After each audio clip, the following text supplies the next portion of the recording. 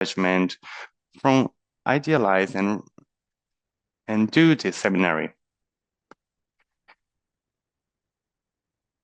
This seminar was conceived by Walfrido. Is one of his worries, which is you can find it in this small big book that you have received and most possibly will be able to read.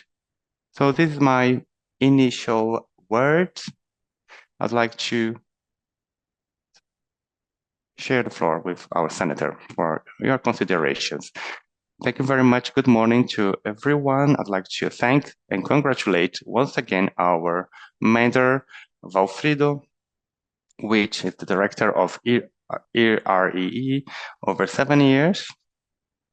And I have the privilege now to work here in Brasília with them, cooperating with this great institute. Valim is an extraordinary person.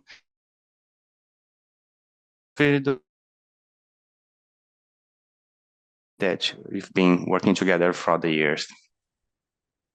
I'd like to say that in the Federal Senate, I've been there for 16 years, 2 mandates in the Senate. And also to remind all the ladies here present, in 200 years, only 2 women were able to re-elect the Senate, and I had the privilege to be one of them. Only 1 were able to have 3 mandates, so you can understand how complex is the life of women in the politics. So we have to try to improve this number. I'd like to say that my biggest surprise in the Senate, especially coming from the Chamber of Deputies,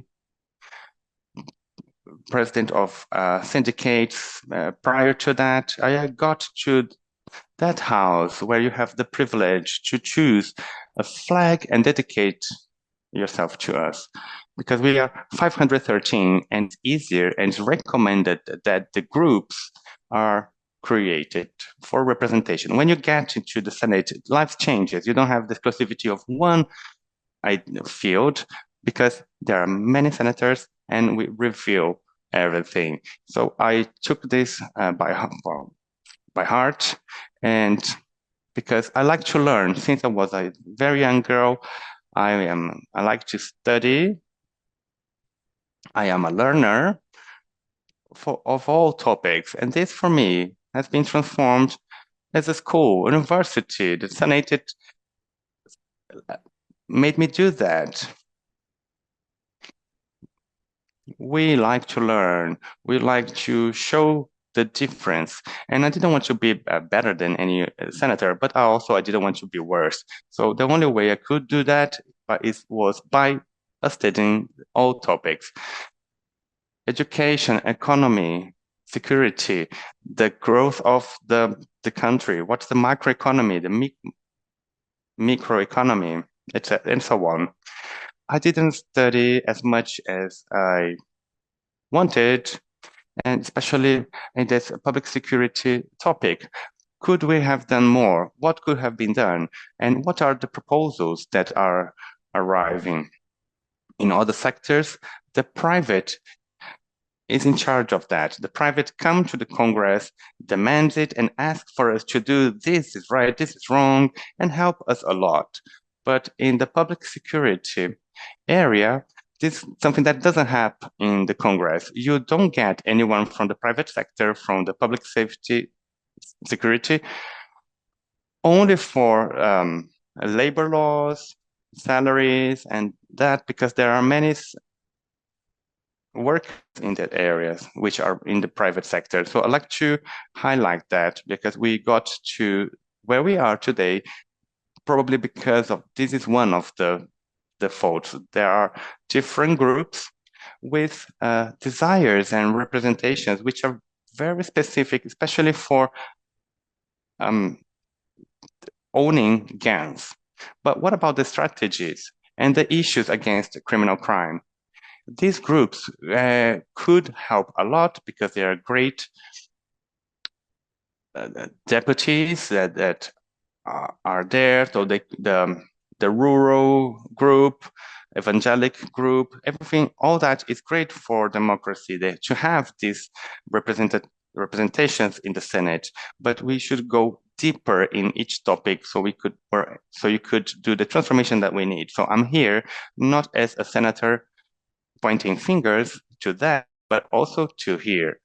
Why not dedicate ourselves more to public security and understand what's happening to the world, to the country?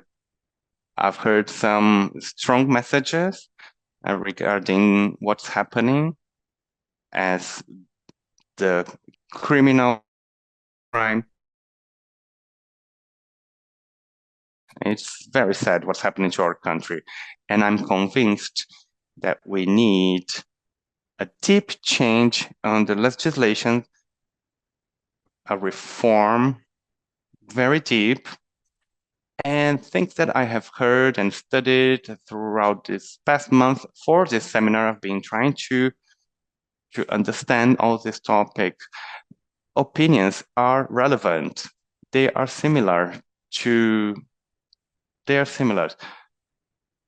I used to hear that a lot in the Tocantins state. Try to apply this in constitutional amendment, but there's a huge change at the police, federal police and civil police. But what about the governors? Can they help with that? Also, the president. We need someone that is able to do this union as it does at health sector, for example. Do you know the three parties organization?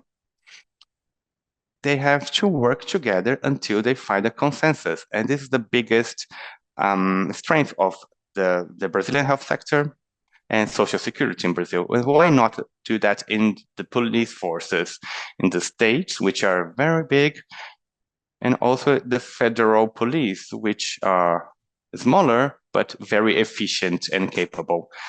So now the metropolitan police, put them together, thinking on the systems that already happens. So articulations have improved, and when I talk about that, it improves the quality of the public spending.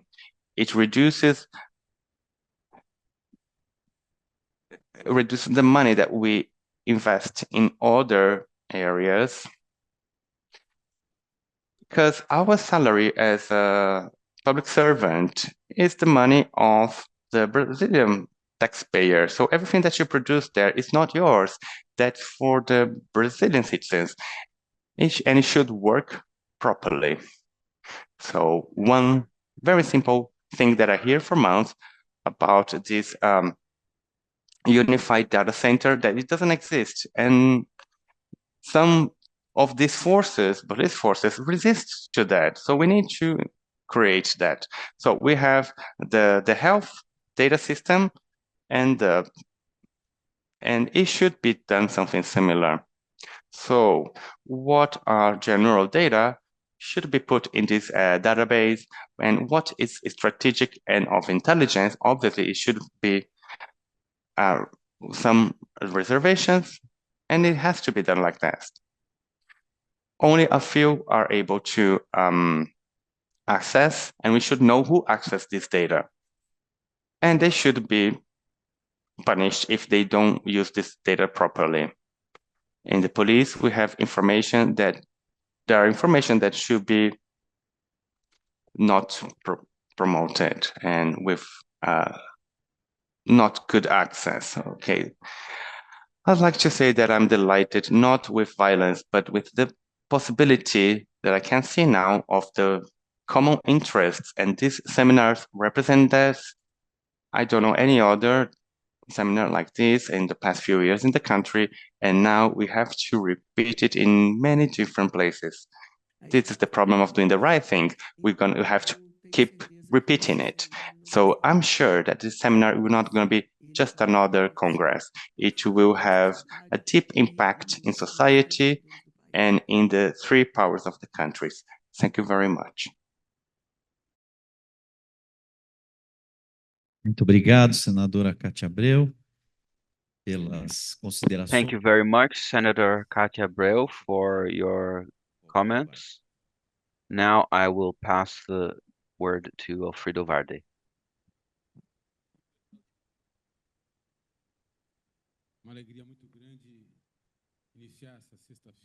I'm very pleased to begin our session this Friday with a conversation with Senator Kátia Abreu and with you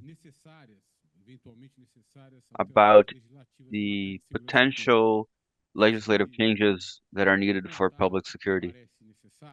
Before I point out what I believe to be necessary, I'd like to point out the honorable presence of the Federal Police Director, Andrei. Please, a big round of applause for him.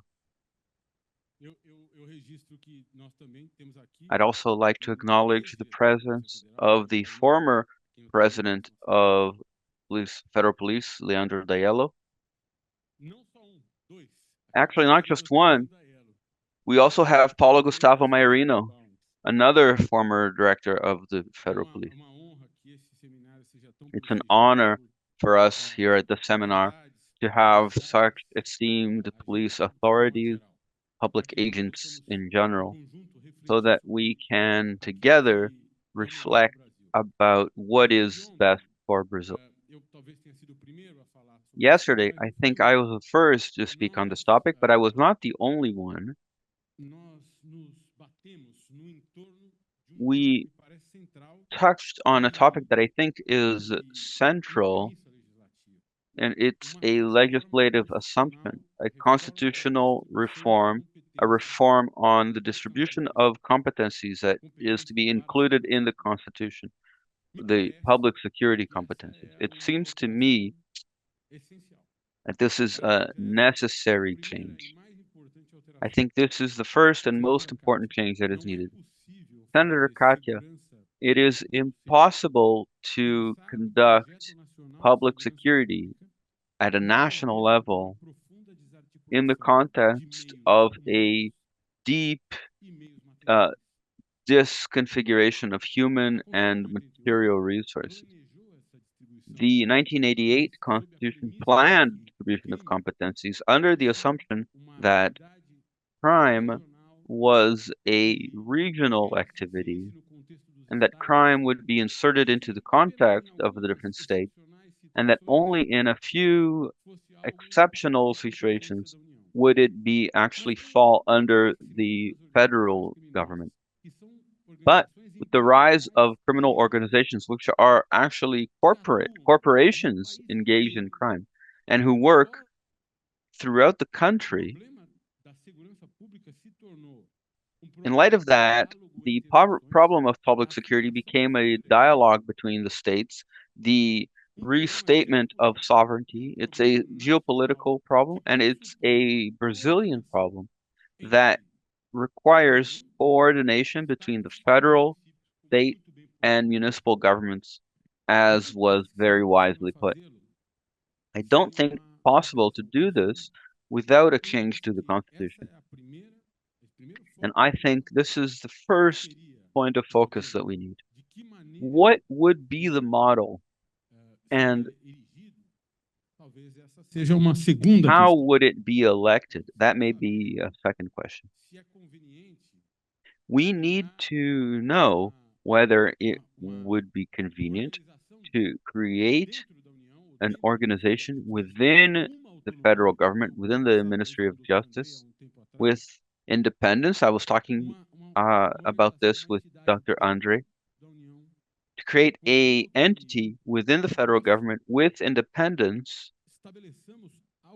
so that we can establish something like an in-depth understanding of public security that is articulated with the states and cities and that does not last the length of one or two administrations, because it's impossible to have a revolution in public security with each change in administration. We'll get nowhere because the criminal organization leadership, the militias, the mafias in Brazil, they are much more stable than the federal, state, and municipal governments.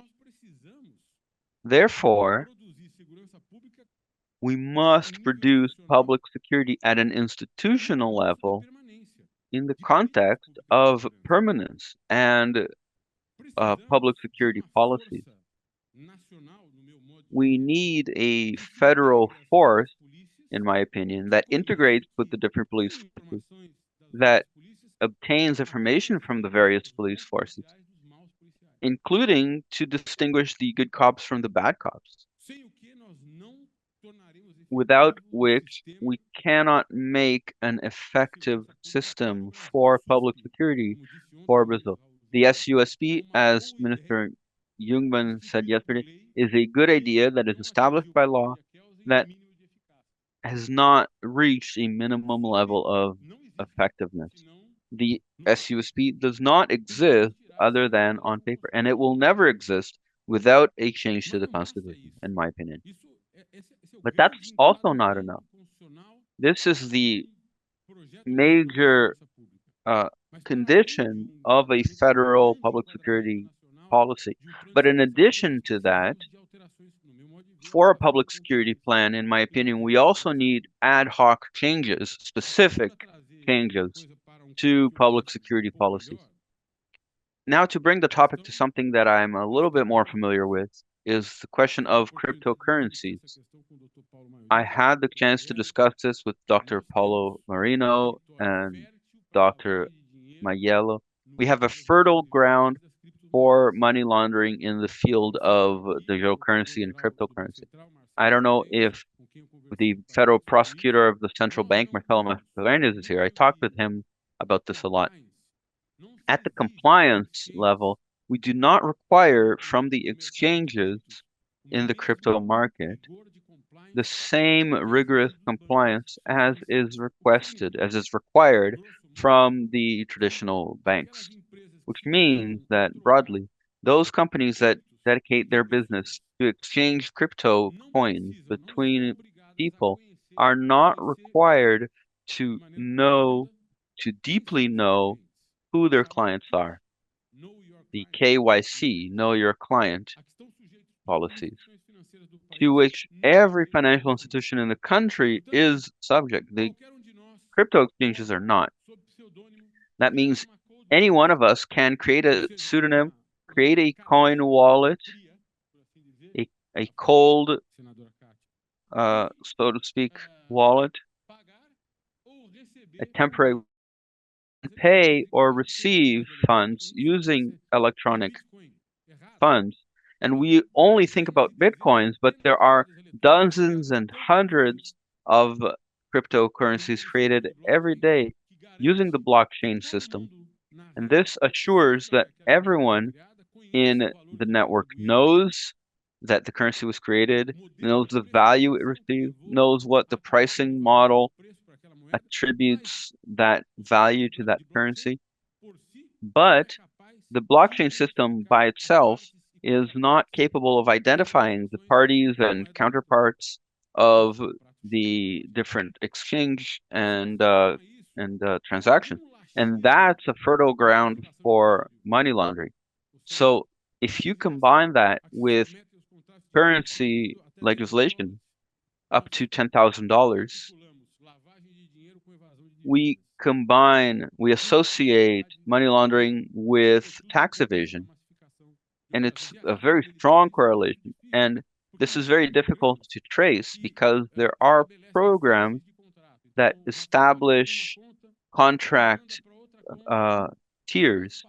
So Rafael can send an account to a different account to a different account, and that spreads out the Bitcoins through different accounts and dilutes them through digital accounts.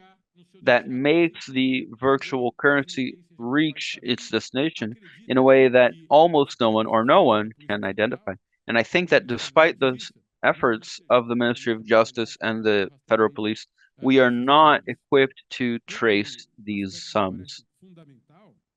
Something else that seems essential for me is regulating the debts. We just saw legislation that implies some discipline on electronic betting and taxes this activity, which is to be commended. We have a concern with pathological gambling addiction, but there is not much concern about the possibility of money laundering through electronic betting. Nico here knows very well that if the administrator of a gambling platform wants Leandro Daiello to lose and Lingon Garcia to win, basically money will come out from Leandro Daiello's account to Lido Daquita's account, and that's that. If Leandro Daiello had dirty money, of course he doesn't, but if he did, and Garcia is one of his allies, basically as an instrument of money laundering. So I'm just using you as an example, sorry. Well, there we go. That money has been laundered. We must concern ourselves with compliance so we know who is doing the betting, and also with compliance so that the state authorities can properly audit. And this is very difficult because there are millions of bets. Every time you bet, I don't know if you've ever done this.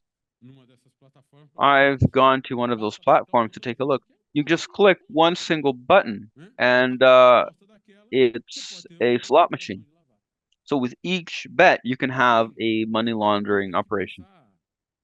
Lastly, I could spend all morning saying what I think needs to be changed, but I think there's a very important aspect here that is a sort of dispute, a sort of competition, and in the context of a competition, a lack of action on the topic of borders. We know very well that the constitutional authority for policing the borders falls to the federal police. However, there is a complementary law that also attributes that to the armed forces, a subsidiary competency, assuming the role of police. Now, many of the weapons, I was talking about this with Kátia Abreu, many of these illegal weapons enter the country through our borders, wet and dry borders, which are not properly policed because there is a valuable effort by the armed forces, but nevertheless, we cannot prevent our enormous borders and enormous empty territory to be invaded by drug trafficking and weapon trafficking, which evidently supplies the criminal organization with the equipment that really hurts the population, which are weapons, the instruments of gun violence. So this is just a brief analysis of what I believe to be central and absolutely indispensable, and we must inspect through an immediate task force. Maybe that doesn't need to be created today, but it will need to be looked at.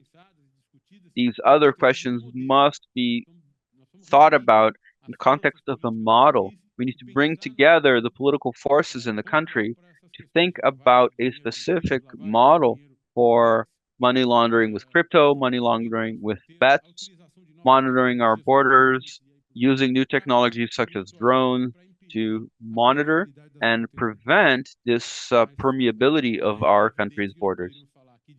Evidently, we could talk about so many other topics that also should undergo legislative reform. But that being said, I will pass the floor back to our moderator. Obrigado, Walfrido, pelas reflexões interessantíssimas. Eu só gostaria de, se a senhora me permite, senador. Thank you for your considerations.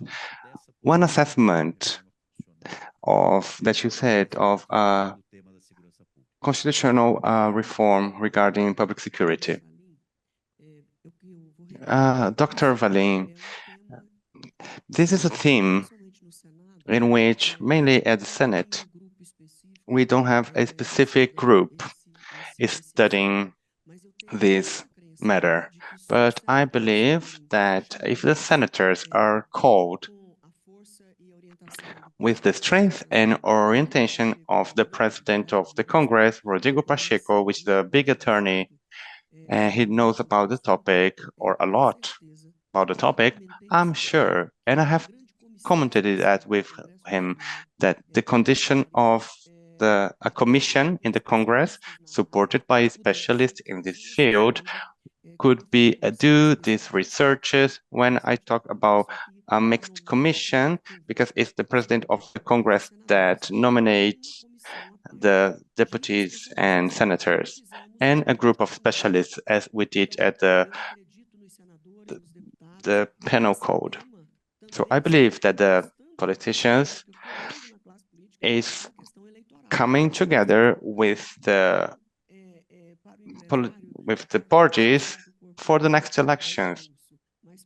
One thing that hurt most the citizens is the money, but for the politicians is the elections. So I'm convinced that the President Rodrigo Pacheco, because of the requests of society, and the Minister Lewandowski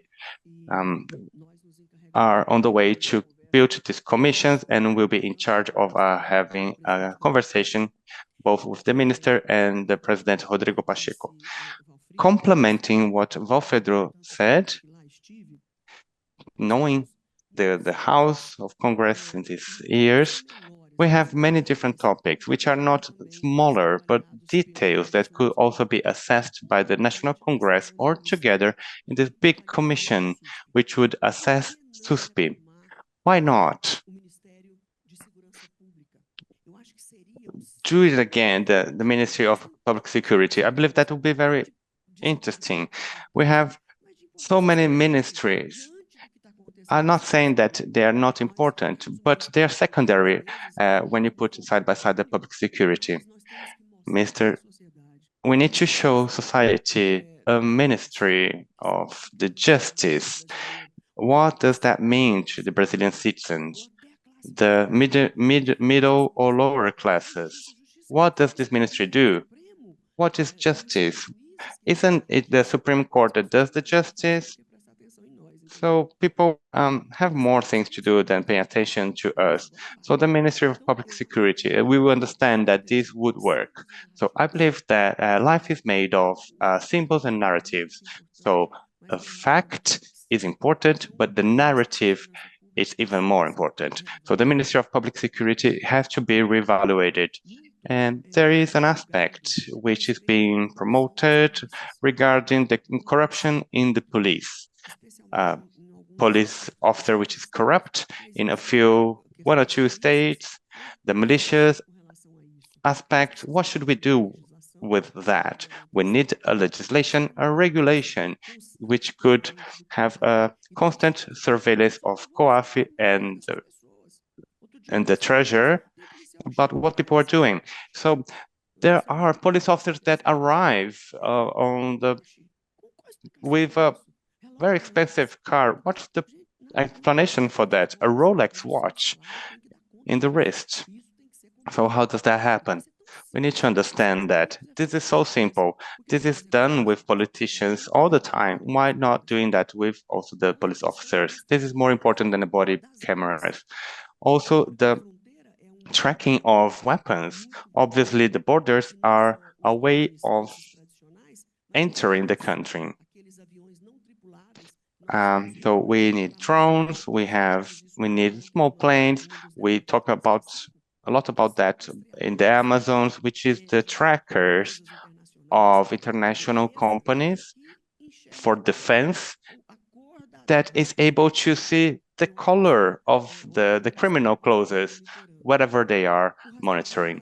So the tracking of weapons through the stores, I've read in the press that most of the weapons which are found come from these CACs stores. There are some of these stores that was created by the criminal organizations. So some of the stores are illegal. So I'm sure that this will be of great help. Yesterday, the delegate of Civil Police of Espírito Santo State, they have looked into these car shops which sell parts, spare parts, which were illegal. So they were able to dismantle that. They closed the store for many different reasons. So we need to understand these articulations of these stores, the receptors of stolen mobiles. Everybody knows how expensive a mobile phone is, but we need to understand where they come from. And the people that are selling them should be punished. Pix, the Brazilian electronic transactions, had 2 billion and 2.5 billion dollars of problems, and most of it is for sure through organized crime. So what's the punishment for those people who do that? None. So yes, there are constitutional amendments in the Congress. Yes, we need to have a administrative criminal punishment for those who apply it, where the punishment will be 5 years without bank account. Today, well, we don't have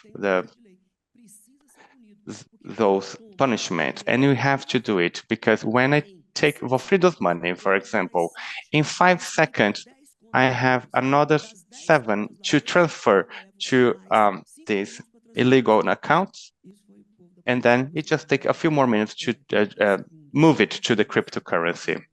So this is the role of the banks in it. Another issue is the prisonal system. We had voting in Congress that, in my opinion, there is a difference between the user and the trafficker. We're gonna have all the prisons full of people, and the organized crime would have found it amazing. Say, great, we're gonna amplify our army. This is like home office for the criminals. So they command everything from inside there.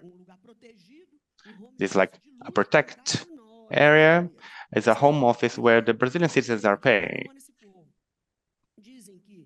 So it's said that 60% of the prisoners, I don't remember if that's the right term, well, but the Brazilian people say imprisoned. They are part of factions. They're linked to factions, and 40% are not. What about the other 40s? They will be.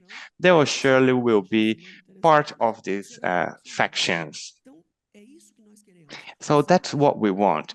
To use the public money, the Brazilian system, to strengthen the organized crime with people, young people, poor people, people without illiterate, they don't have money, and sorry, they don't have work, and many Black people. So people, when they go into prisons, they surely will go into crime. So it's terrible prison system that we have. Okay, I talked about the transference of monies. What about the FICOs? The organized crime general delegate, Dr. Ricardo Sahaj, is very powerful.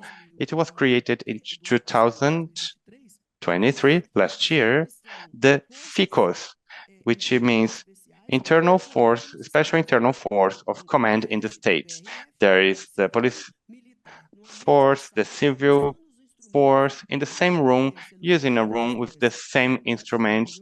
So yes, they can, I'm sure they are having some resistance to install those rooms. I told him, I'm not afraid of making mistakes, but just a few governors. Fortunately, we have great governors right now. The few ones that don't want to build these rooms, it's not because of the crime. It's about corruption. They don't want to build it because of the corruption. So this unique public security system, when we put it in the Constitution, would be really interesting. It's not a matter of wanting it. The connections of the police forces are key. So we are doing the correct. And so what should the federal police do? Which is one of the best that we have here in Brazil.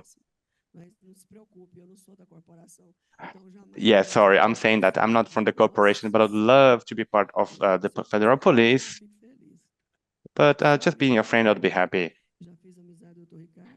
Okay, I've made friendship with Dr. Ricardo. So 12,000 people in the police. Actually, many of them are in the passport control area and immigration. So there are not many people there, but they're very qualified, and we should have more hired. It would be very interesting because the training is really great and will be it should be an obligation. So just complementing some of the issues that should be regulated, voted, prepared, each one in its own time inside of the votings that we have there. These are issues that I have heard a lot in the past few months, reinforcing the need of it. Also mentioning the number of prisoners which are they stay there for a short time. Mr. Gilmar Mendes did a very good action there to understand who these people are inside of the prisons, and I'm sure the Supreme Court ministers are doing a great job.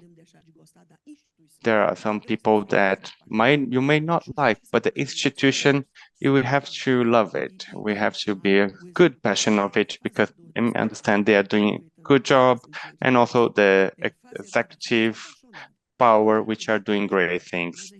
So yeah, so if there are people that are not good in the institution, we remove it, but the institution is untouchable.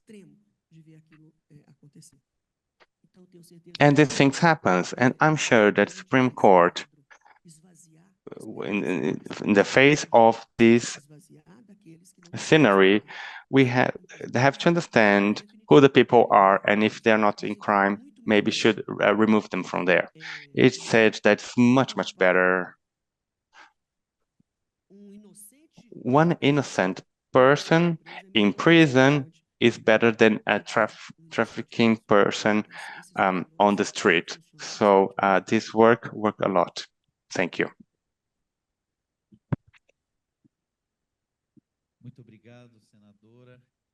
Thank you very much, Senator.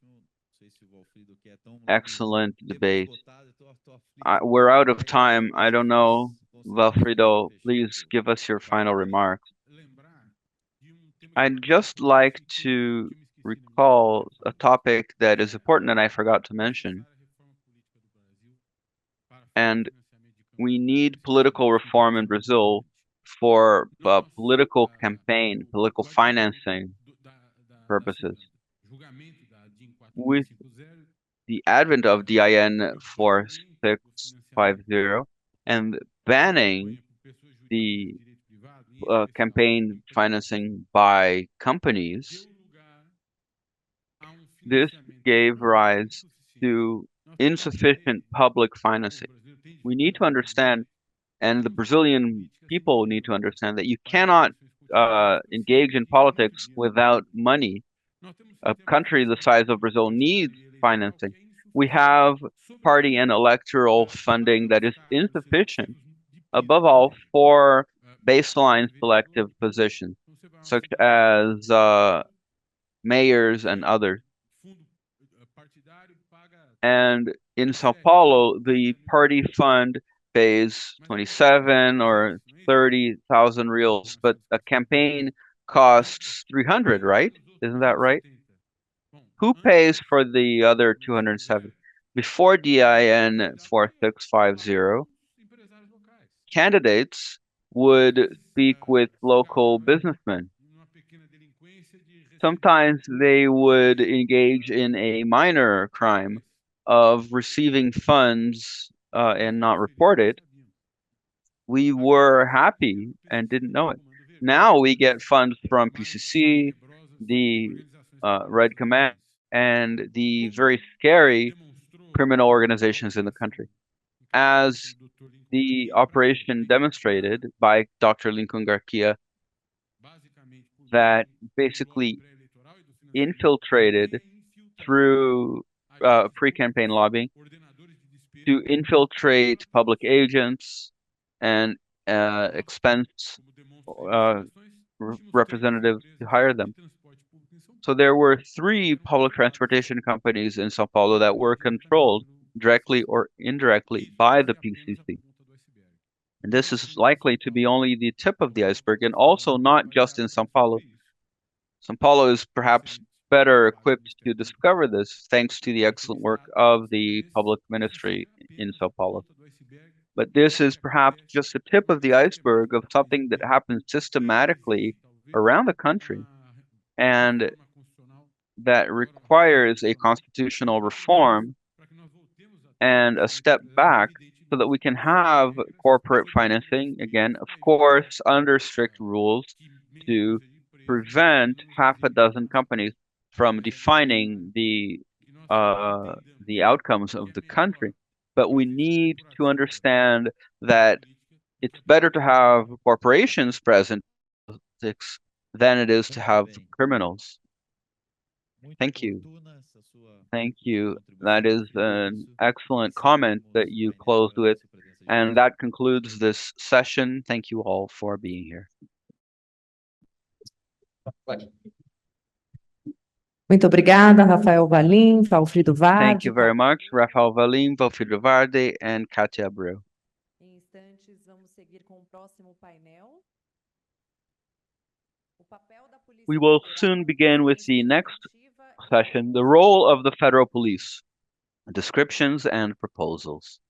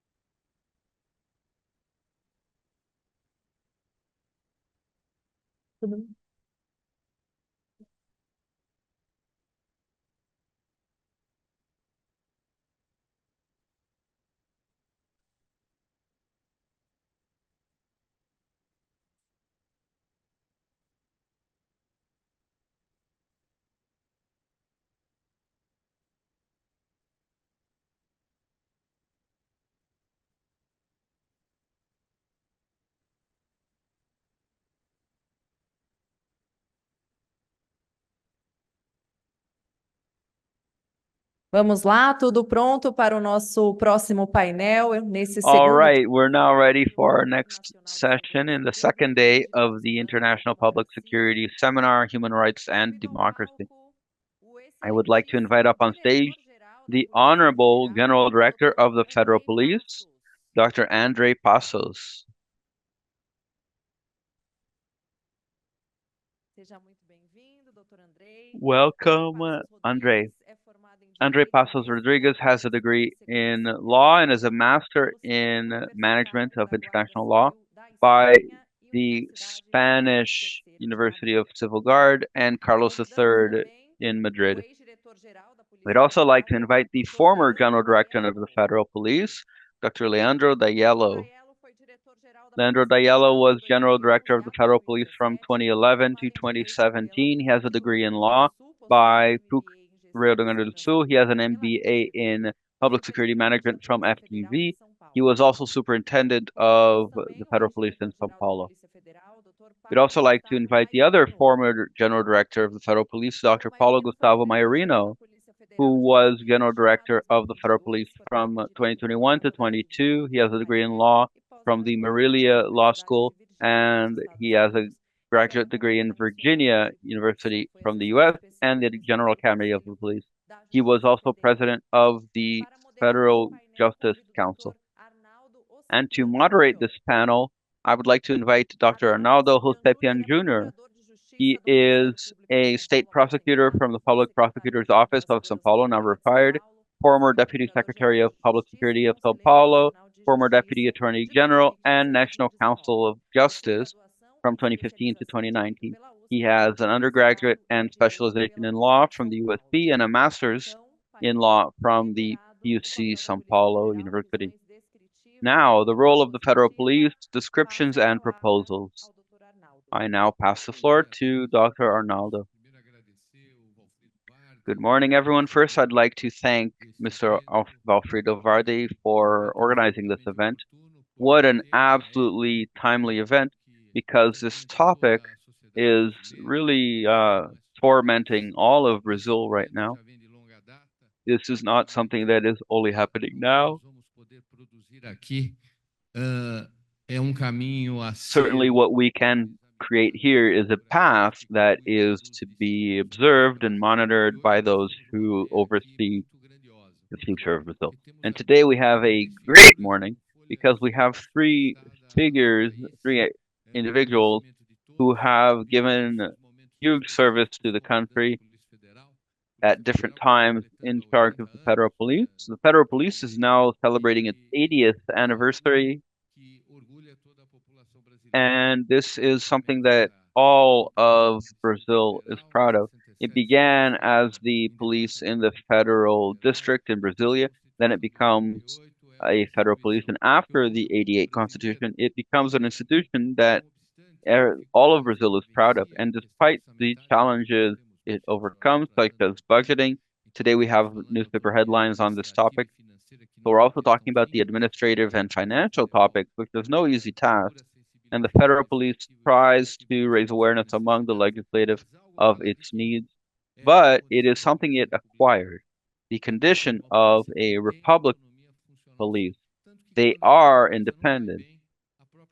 But when something goes wrong, the institution itself exercises its mechanisms of control and reestablishes the path that this has been demonstrated in all investigations that have been conducted.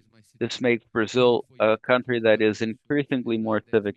I've been told that each of you gentlemen will have 10 minutes, so I will begin chronologically. So that means Dr. Andrei will speak last, and we will begin with Dr. Leandro Daiello, with whom I have had the privilege of speaking a little bit more. Mr. Daiello, you have 10 minutes. Good morning, everyone. I would like to greet our moderator. I had the pleasure of meeting him first. Well, we are all members of the public service, right?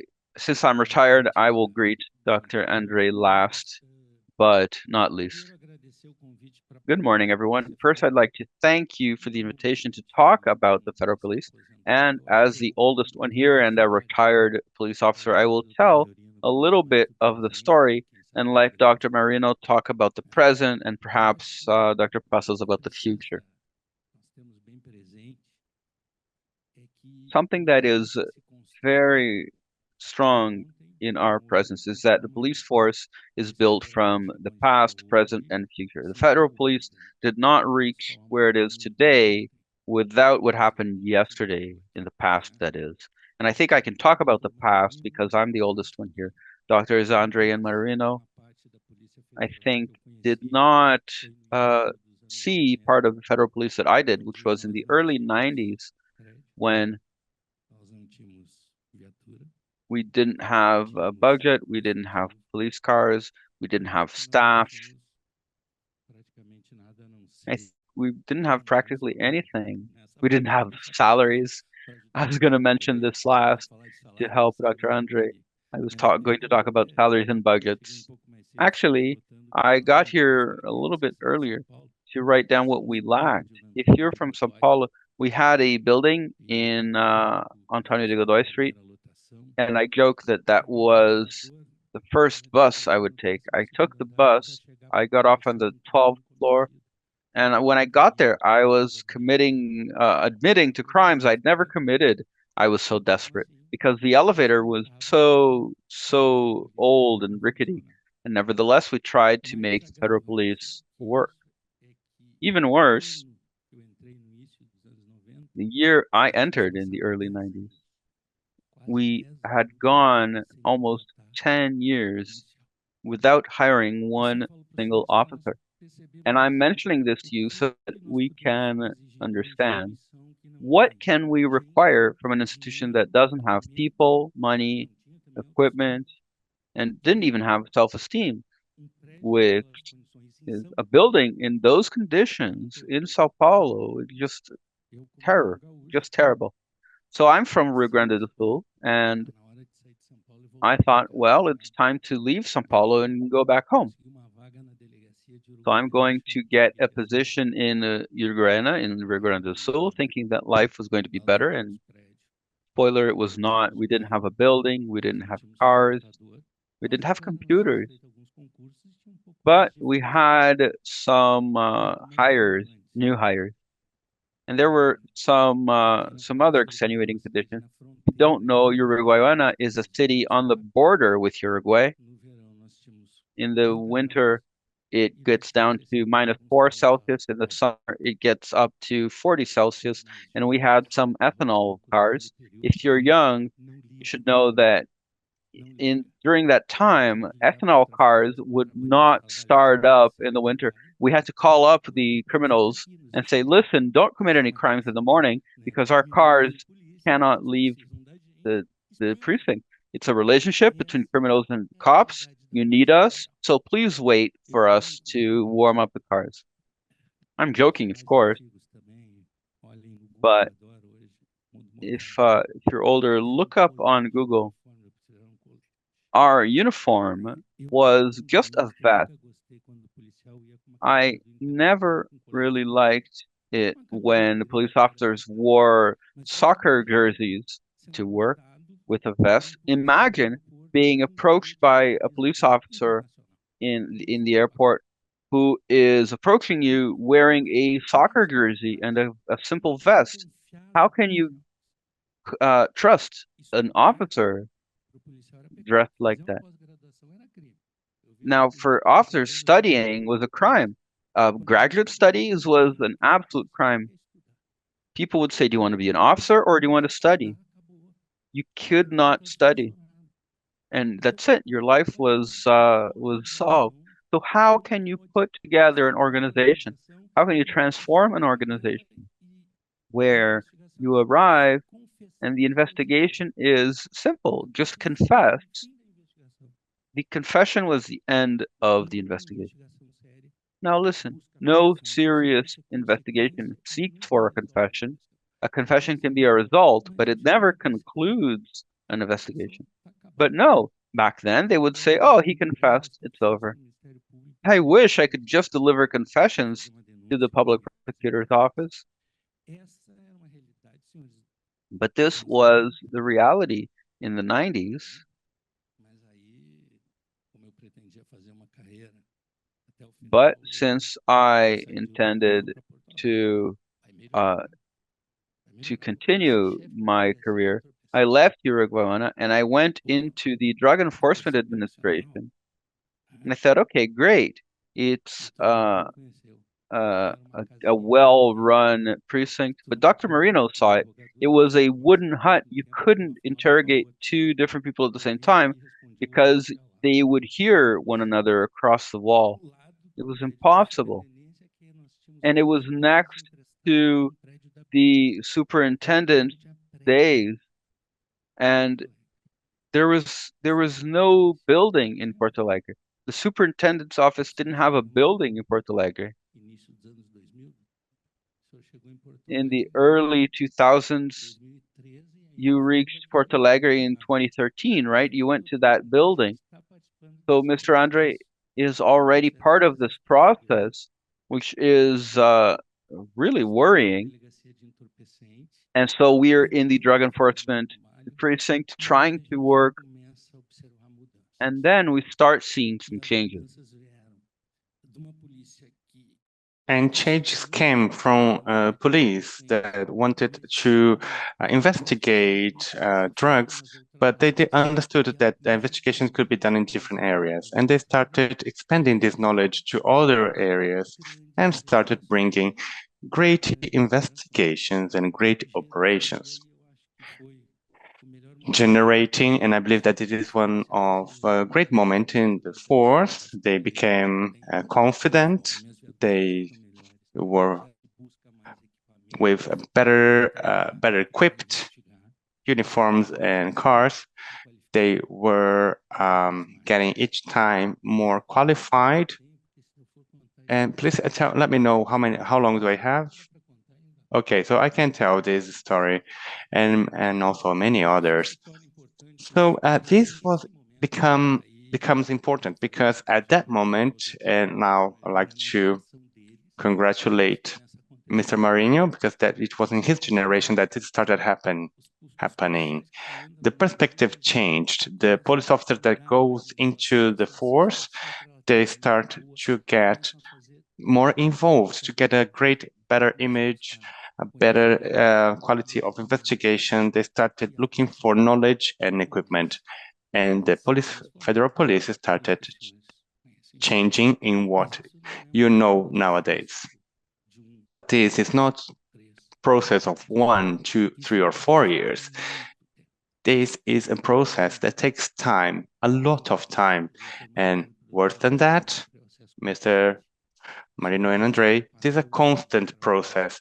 If you stop working today, yes, tomorrow, the federal police will be late in regarding training and equipment. So if we want to have in the future a police with technology and great techniques of investigations, this has to start being built now with a lot of effort. And together with Andrei, they have to be well paid because they have to recruit people of good quality. When I see some of my friends here in the audience and talk about human rights, if we want a police force that will understand human rights, we have to work for it. They are one of the agents of society, quote unquote, that protect the weaker ones. They fight against working with slavery conditions. That we have found at one investigation people in these conditions in Spain. So working together with Brazilian and Spanish officers in Spain, and Mr. Andrei can tell this story. Yeah, so we're working so well and also equipped and with many advanced techniques. But back to the topic, one of the factors that we are lacking is that society understand that the police is one of the factors of human rights, protection of human rights, acting for that, and we have to understand the police in this way. Also, I'd like to have an observation here. I'm not talking only about federal police because I can see some of the civil police and military police. In these times where we are in a misery in the south of Brazil, and back in the 90s when I went to Uruguayana police force, Arnaldo, we used to help the civil police and the military police in what relates to equipment for investigations and so on. So, Senator, when we think on security, we need to think it completely. We need to think on financing, training, and moreover, recognition of police officers so they feel they are working for society. It's not possible that a general director, referring to some of my colleagues here, it's not possible that they start the year with a budgeting and in the beginning of the year, and on the third month, this is cut by half. or more. It's not possible that a planned organization as the federal police look into the future, prepare to face on that year missions, improvement.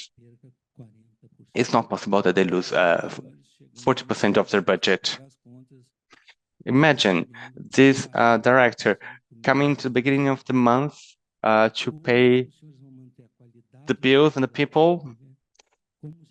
We're having 40% less money. How are we going to do that? So we need a miracle for the administrator of the federal police every year. We need to have a financing source for the police structures in order to better work for society. And from there on, I'll leave it for the youngest ones. I would like to greet Mr. Leandro Daiello, and I believe that his speech makes it clear that those civil servants and the state, like Fernando Mendes sides around here, if you don't understand that when they have the opportunity to have a position of power, this is not forever. They have to understand that they have to leave a legacy. You don't deserve to be in the lead of an organization. Why? Because they have to look for the structure in an institution that doesn't have this autonomy financially and administration. We have to lead this organization in a sensible way. We need to search that education and health have nowadays. The money that will for sure go for the institution. Mr. Abreu is here. She can ensure that. So if you're here to talk about a topic that disturbs society, Lincoln, like my colleague Lincoln said, how are we going to do it without money? Without money, it will not work because the police officers at the end of the month, they have to pay their bills. They have a family. They want to see their son at school. So let's treat also these aspects with the seriousness that it has. Now, for Mr. Andrei, to you to do the closing, so you can also share your experience and how you see the institution in the future. You have 10 minutes. Good morning, everyone, and my colleagues and friends, Mr. Andrei, Leandro. Here in this event, promoted by Dr. Walfrido, I was telling him about this initiative, which is so important, and we don't see much in Brazil. I'd like to remember, after hearing Leandro's words, I took this period, I lived this period, and which was very difficult for the federal police. We had alcohol fuel in the cars, which would not hit in the winter. That was one of the many difficulties we had at that period. And from 98 to 99, things started to get better. We didn't have a salary. Leandro used to earn 600 reais, about $100. And at that time, okay, so now it's about 2,000, 3,000 reais. So it's impossible to have a structured family with this kids at school.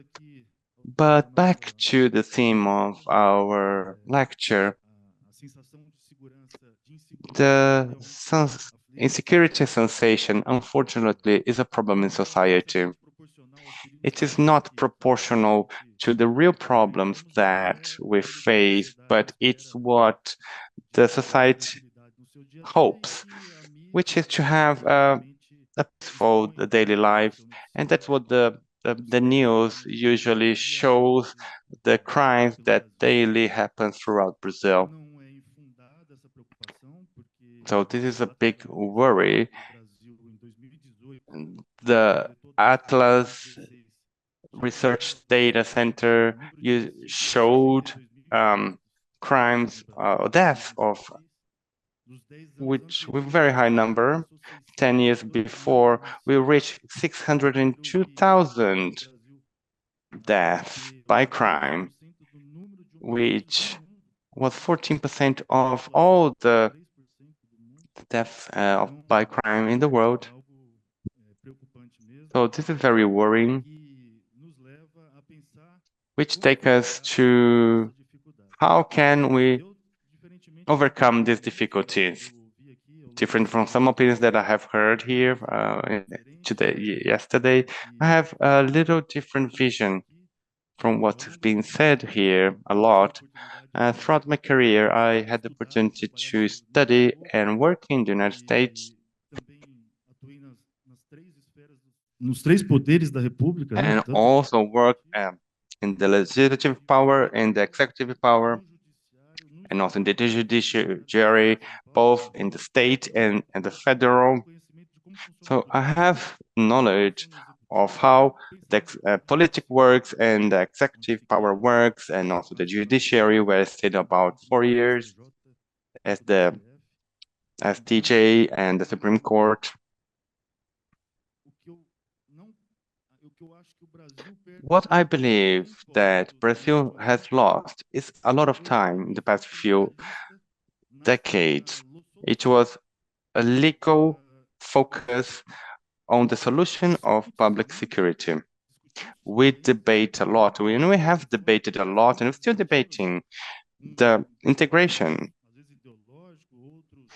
and together with, for different reasons, searching for a deep change in the institutions in the area of public security, which is the police offices, the judiciary, the public ministry, the prisons, the police forces.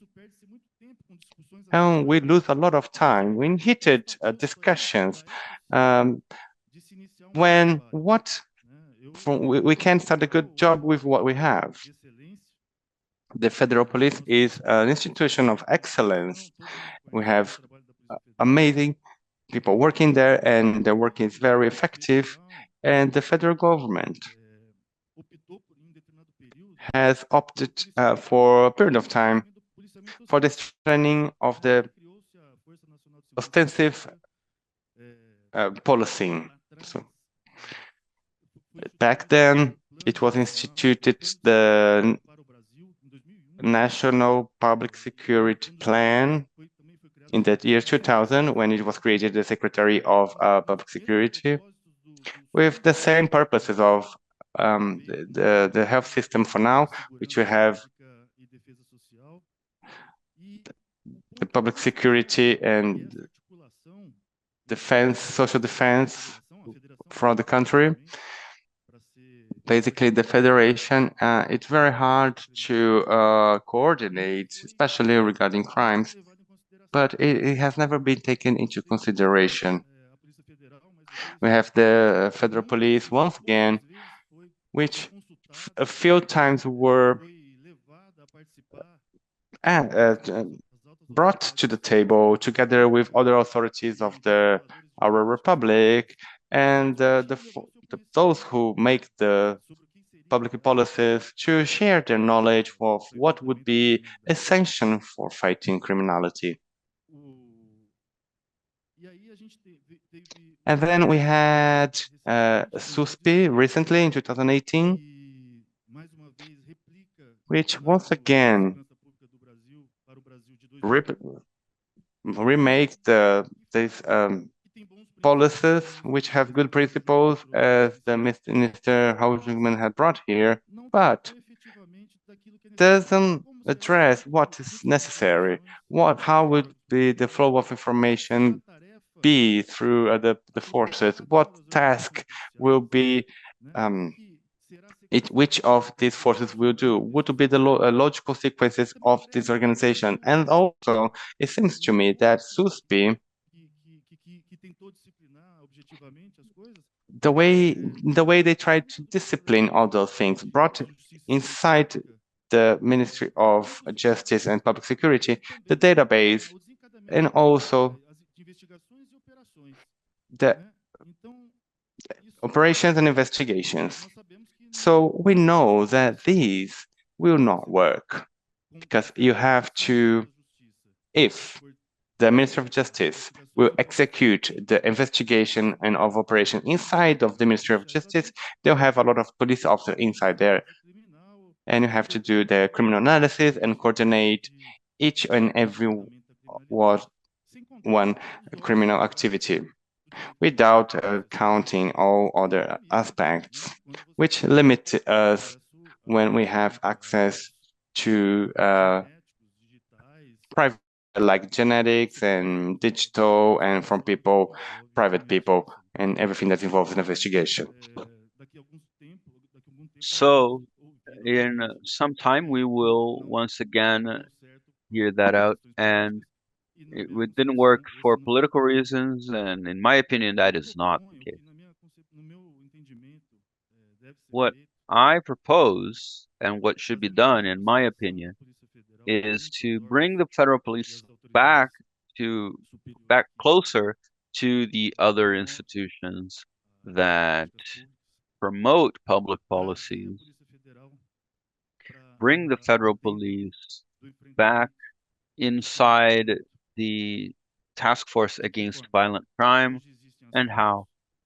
Well, today we have the FICO. They are basically task forces. And the federal police could very well coordinate these task forces with involvement from the state and federal police and even the municipal police forces,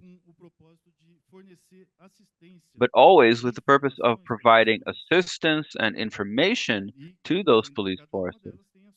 And each of those has their own authority for investigating given crimes. So I think like what the FBI did, proliferating in the 90s, the number of task forces throughout Brazil, increasing the flow of information from the federal police to the other police forces, sharing information in tackling these crimes, we are definitely going to have very much better results to try to improve the environment in the country's public security. I'm out of time, so I will leave the seed. I'll plant some seeds for Andrei to give us more updated information. Thank you.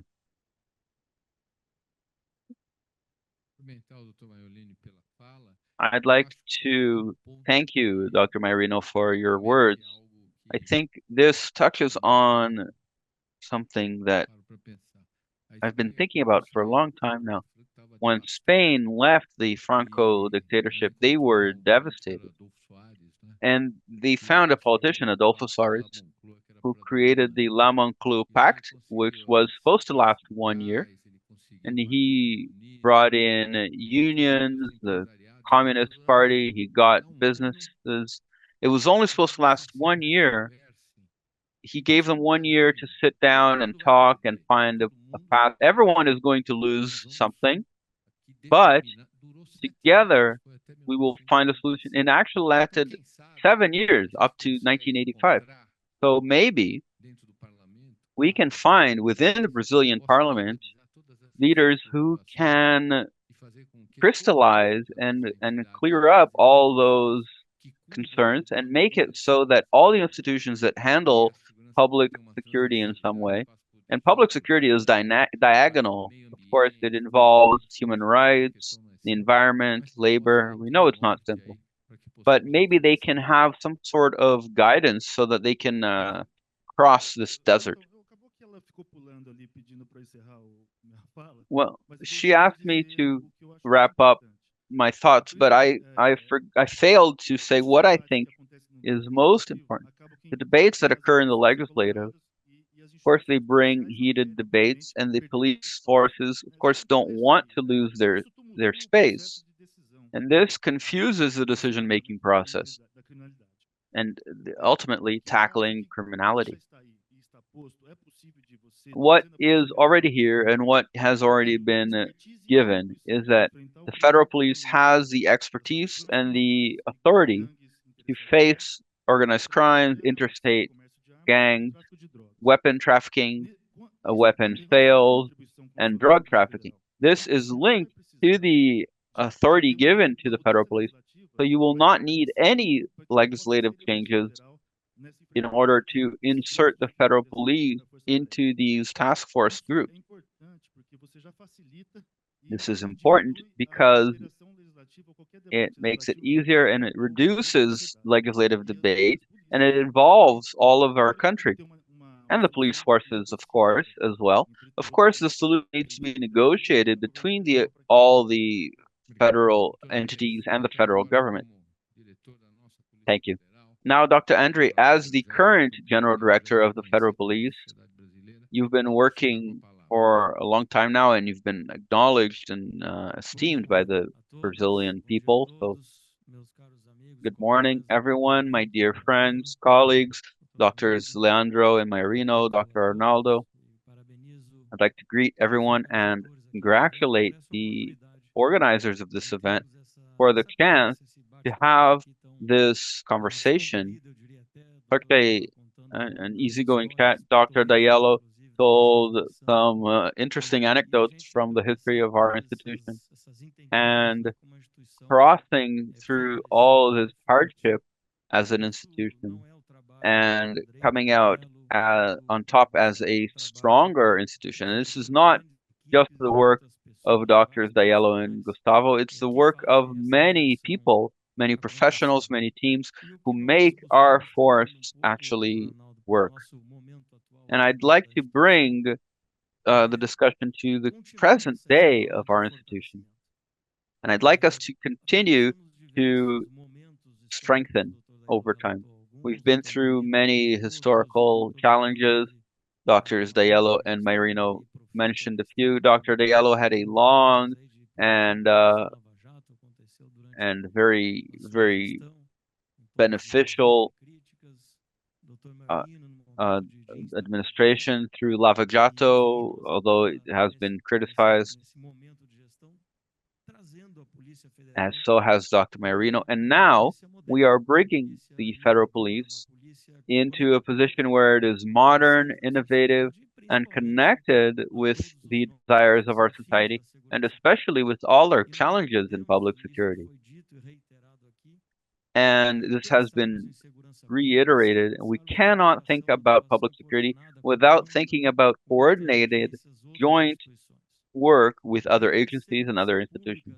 Because public security cannot be resolved with catchphrases, with spectacles. It cannot be resolved through the media. It is resolved by hard work, serious work, techniques, and through integration.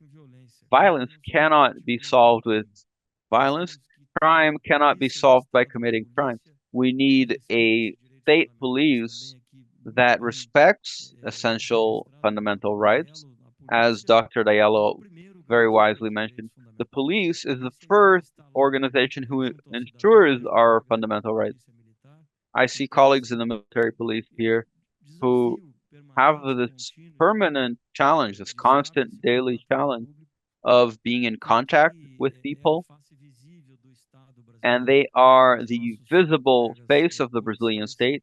Our colleagues, our police colleagues in police force, just as in the staff that was mentioned here, although in spite of all the challenges, they need management, they need attention, they need to be cared for, and they need clear guidelines, clear rules, and they do need punishment to be meted out on those individuals who stray from the parameters. And general directors are not the ones who set the guidelines.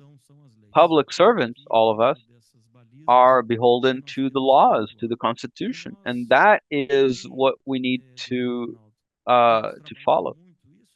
And also, we've been working on this. I always emphasize We need to make our actions non-personal, and the institution has been working, and in our current phase has been demanding a very clear three-pronged solution, which is focusing on the independence of the investigative team. That means no one must interfere politically in any sense. The quality of the evidence. Our work must be focused on seeking quality of anything we're going to present to the criminal justice system and the search for real truth, which all police forces work with, and above all, on the responsibility of the investigators and teams. We cannot work recklessly or irresponsibly.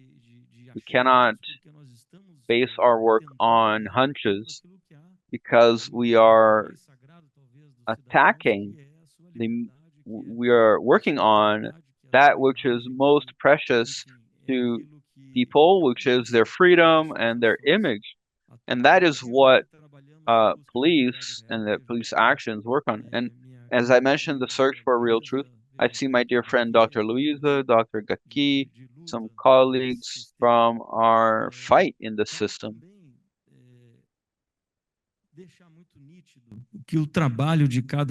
And I also want to make very clear the work that these institutions have. The federal police does not work to find evidence, to clear up defenders. No, federal police work for the criminal justice system. And let me give an example that very clearly illustrates what I'm talking about. I think many of you saw the case of two Brazilian ladies who were arrested in Germany recently. They had a luggage with drugs. They were taken to the German court system, and the crime that they allegedly committed began in Brazil.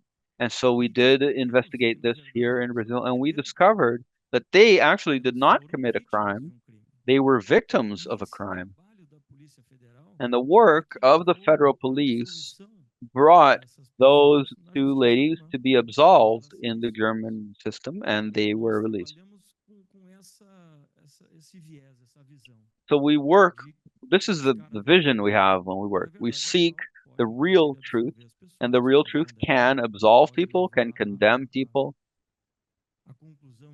It can lead us to conclude that actually no crime occurred at all. There are many paths that investigations can take, and that is how we've been working. The media theater of investigations, as Dr. Daiello mentioned, the development that we had, all of us took part in times in the police when there actually was a lot of exposure. There was perhaps a strategy involved at some point in this, let's call it a protocol. And the maturity that we have reached, the development we have, and the seriousness we need to work with. I am keeping my eye on the time. We must not be just firm, but also correct. Not just the federal police, but all democratic entities, including protecting the rule of law and tackling the disinformation process, the communication companies, social media, where we need to work very firmly and very transparently and very energetically. We need to work hard to prevent unacceptable situations from occurring. We cannot normalize criminal activity or impunity.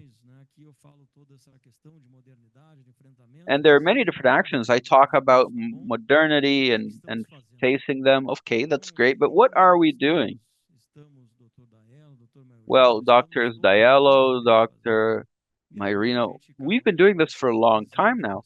And so each of us, with each of our profile and management style, we've been creating brick by brick this construction. And Dr. Maiurino mentioned we are all public servants, so we need to work with that vision. And I have a single thing. There's one thing I'm very confident about.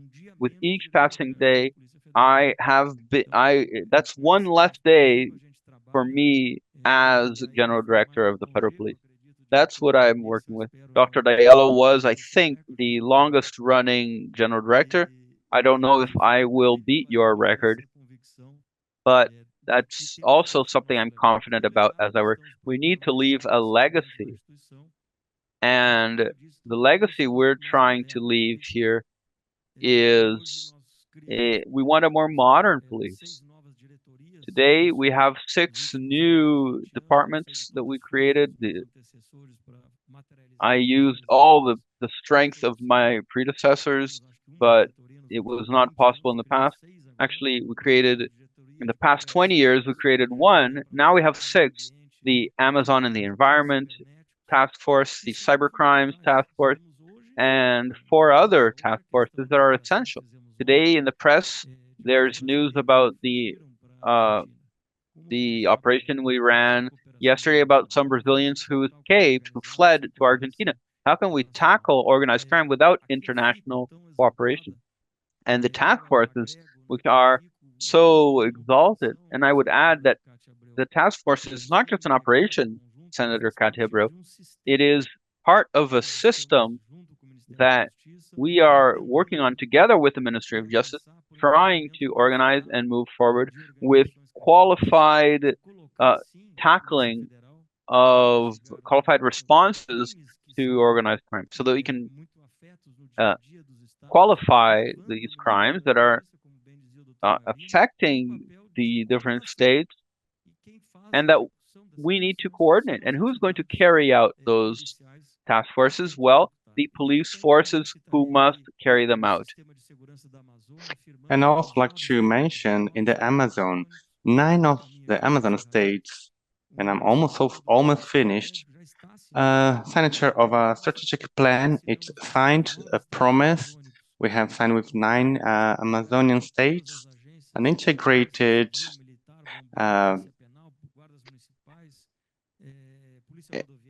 an integrated action with many different forces. And so the center of cooperation of Amazon is built in the Amazon state. And these initiatives are those who generate results. And those results come.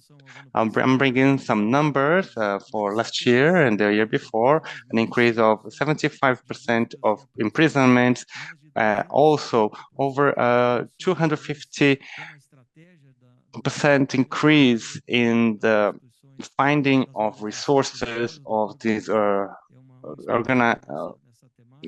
organized crimes, and police force took 2 billion of money from these criminal organizations, a reduction of about 800% of illegal activities in the Amazon.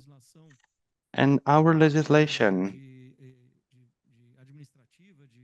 for administration and responsabilization is from the 64, the dictatorship era.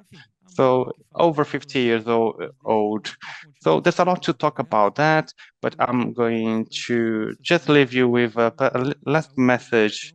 Like, as it happens in the education and health system, we need financing which is effective for the public security. We cannot do a plan with all the legislations approved and start the execution and the resources run out for all that. So the result will not come. So we have proposed these an amendment so we could have the guarantees as it happens in education and health for the public security, and also have the money available for the police. If we use all the taxes that we get, he's explaining that the main problem is that the money is not enough and it doesn't solve the problem. So there are some proposals that we have presented and we hope that they are fruitful. And so we are able to leave a legacy in this building up of new processes. Thank you very much. I'd like to thank Dr. Andrei. I believe it's clear that the building up of institutions are always an unfinished work. And now in this table, this is being very inspired in this Friday morning because we have three public people that have been ahead of excellent institutions, and all of them have the exact dimension that each one of them leave a brick in the building up of this work that is in the interest of the Brazilian citizens. So congratulations to you three, and the federal police gets each time bigger. So our panel is closed for now. Muito obrigada pelas contribuições. Thank you very much for the contributions. Just one comment for the official picture. Let's just take the picture and soon we will start the next panel. O próximo painel aqui do seminário debaterá The next panel of the seminar will debate the role of public prosecutors in combating organized crime. We're just making some adjustments and soon we will continue. I'd like to ask you to remain on stage Dr. Arnaldo Hossepian Jr., which was in the previous panel with us. Dr. Arnaldo Hossepian Jr., a hand of applause. I'd also like to invite the Honorable Brazilian Prosecutor Lincoln Gakaya. He's part of the group of organized crime in São Paulo. He investigated for 2 decades the PCC organization. I'd also like to invite the Honorable Deputy Federal Attorney General of Brazil, Luisa Cristina Fonseca Frischeisen. She's member of the Public Ministry since 1992, PhD in law from Rio de Janeiro University, a master in law from the São Paulo University. As a moderator of this panel, Walfrido, Warde, president of IREE.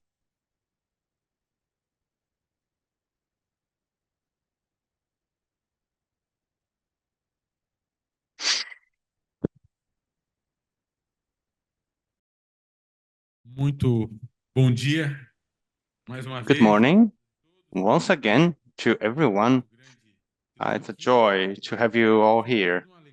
And most of all, a joy to bring together 3 members from the Public Ministry, the Federal Public Ministry, a member from the state, and a retired state prosecutor, Dr. Arnaldo Hossepian. So, to debate this topic, the role of public prosecutors in combating organized crime.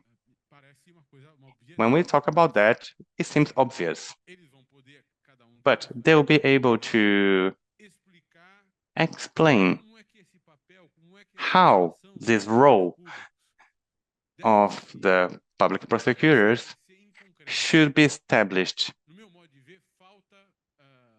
specifically. The way I see it, there's a lack of the presence of the public prosecutors, and I were able to talk with some of you previously about this. There's a lack of the presence of the public prosecutors in the task forces. And I'm sure that each one of you will be able to bring your ideas about it and what's needed to improve the work of these and other institutions. I believe that you all agree we start with the federal public prosecutors, please. Good morning. To everyone here present and watching, thanks for the invitation, Mr. Walfrido and other colleagues, friends, Lincoln and Hossepian. I have prepared a presentation for the Federal Public Prosecutor, and which was very hard because it's very difficult to talk about the work that we do, the criminal actions that we do today, about the criminal organizations, human traffic, crimes for about nature. So this theme is very broad. So I brought some aspects of it. I'm going to do a presentation, and if we have time, we'll open for questions. I did this presentation, so I'm going to stand up, which will be easier for me. So first of all, it's important when we talk about public security to understand that the term public security is the similar to citizen security, is a right in the Constitution. That's very clear, and it shows what are the social rights. Therefore, public security cannot only be understood as an issue of a persecution, criminal persecution, or a specific action of the criminal justice organization. You have three areas: criminal, public policy, and external control of these activities. Previously, we saw with Senator Kátia Abreu and the colleagues of the Federal Police, these aspects were shown. Nowadays, we have a specific law, the SUSP, which is the 136575 from 18th, the Temer government. This law is very important because it brings two very important aspects. The first one, look at their names. The system is SUSP. So it's inspired in the health system. To understand that everyone in the federation, in all levels, has its responsibilities shared as the Constitution establishes. So this is clear, and I was able to read the presentation of Minister Lewandowski here, where he says the union has a responsibility on the public policies and the public security. And this is seen in the resolution, in the norm the Ministry of Justice have put, which is sending the money from the state to the states as each state start using the body cameras. So the federal government understand that this is important, and the public ministry, as you're going to see, and I'm going to show, also understand that this is important. So public security have here a definition, which is a organization that works with public security involving many different people from different areas to define public security as a fundamental right that affects all our rights, because it affects all aspects of life. Where you don't have public security is when you're going to have a lot of problems to come and go. So many other issues that we have to worry about. Also, we have to think about the security of women and young girls. So I understand that it's a right that has to do with prevention. And so this law is very interesting because it put as part of this public policy over those agents, the police, the different policy forces, the municipalities forces. So recently, we've been debating between the Supreme Court and the Supreme Court and the Justice Ministry, where we have the municipality forces. As my colleague said, in Amazon, the civil forces are involved, and we need to understand their role. Is it a preventive only in schools? So this law shows how it works, but we still have some issues at the Supreme Court STJ, she corrects herself, on how it would work. how they can act in the field. Maybe they cannot do investigation, but also the public ministry cannot do the investigation. But this has been a source of resources both for the ministry, the federal and the state forces for the Supreme Court. So it's important to understand better what's the role of the municipality forces. From my point of view, it has a jurisprudence which should be higher than STJ, which cancel some of these operations. So we need to decide who needs to do these investigations. So the role of a public ministry in the combating organized crime, we have fiscalization, prosecution. We have recently installed a procedure to do the follow-up the resources, where it comes and where it goes, and the control, external control of these activities. The road forces, we can bring examples that unfortunately have happened, which is the death of people that the officers has done. And we had one in Sergipe State, where she was put into a car and died. And here about the Secretary of International Cooperation. Why am I bringing this? Because it's clear that public security is related to international cooperation, it's related to the combat of this criminal organizations. When we talk about international organization, we talk about the criminal area, we talk about big themes of Brazil together with other countries where the public ministry is acting, and this cooperation will happen in many different criminal ways. So this is even more clear, the role of the public ministry and the union police and the federal police in the combat of crime. And this word many people don't like to use. So in the repression of crime, international crime, organized crime, transborders is a reality nowadays. And all our borders, both in the south border or southwest with southeast to Paraguay and Bolivia, but more specifically in the north. Yesterday, the criminal chamber where I work, and that's why I couldn't come to the event yesterday because I was there, they made a deal with this north state where Mr. Sabugo made a presentation. So we have here and international cooperation. We do a lot of cooperations on laundering, trafficking, direct trafficking and people trafficking. This presentation I can share with you so you can understand all the requests that we have. We have requests of cooperations from people on our borders, countries in our borders, but also in other countries like Europe to understand all these three topics. Andrei, yesterday, we have a huge operation with the federal police of people trafficking in the Goiás state. Also, it was part of the investigation with over 400 people trafficked, which is one of the states, together with the Minas Gerais state, with the highest numbers. And we know that nowadays this happens in Colombia, Panama.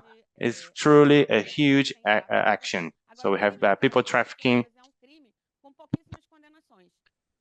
Now, people trafficking is a crime with very few arrests.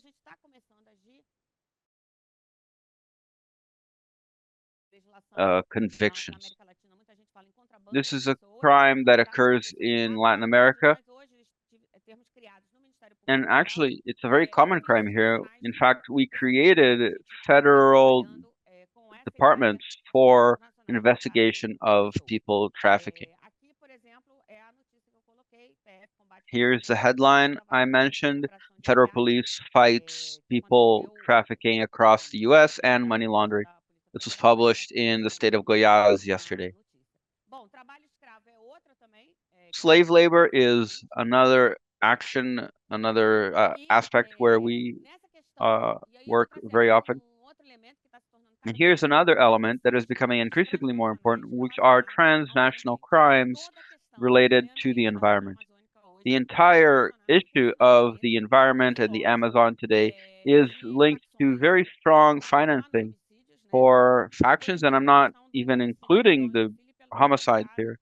For instance, the Dawn and Son murder, which was linked to organized crime, or illegal fishing is also not insignificant in the Valley do Javari, and it's likely that one of the killers of Mr. Kayapal was linked to illegal fishing. And the environmental matter is increasingly linked to money laundering and to the financing of criminal factions.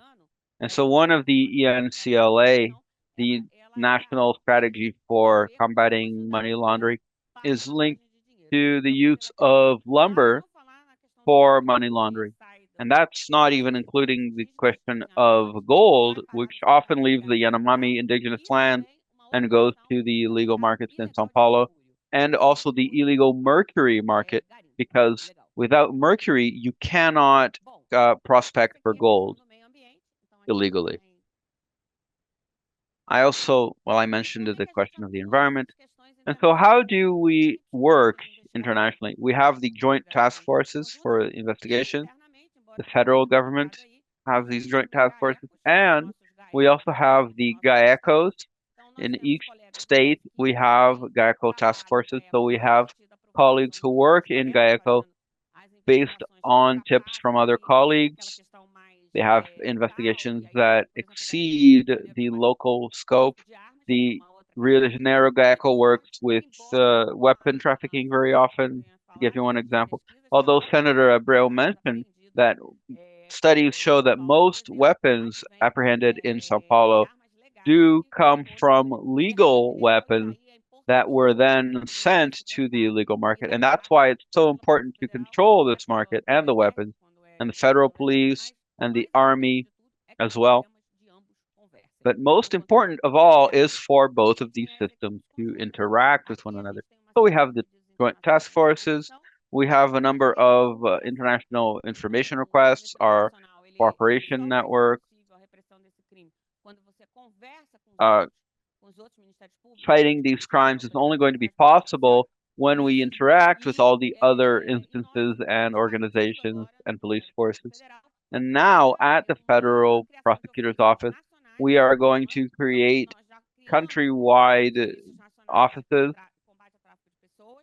We've already created the People Trafficking Office. We also have the National Task Force Against Cyber Crimes.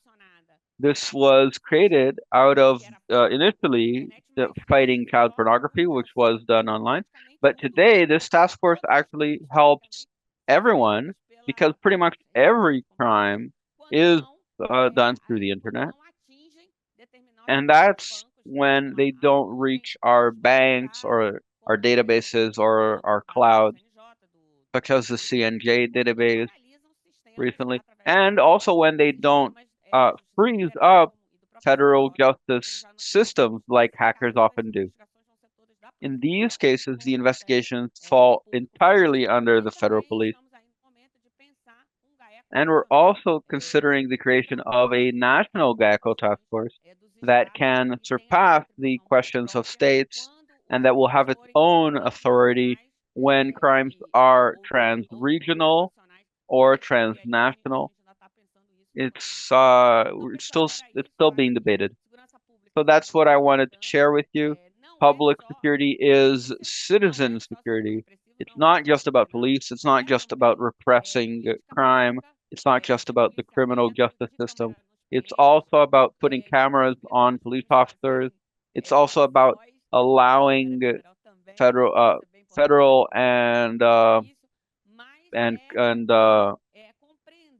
military police to engage in TCOs. It's about ensuring human rights. It's about protecting the quality of life of everyone. Today, thinking about something that affects everyone,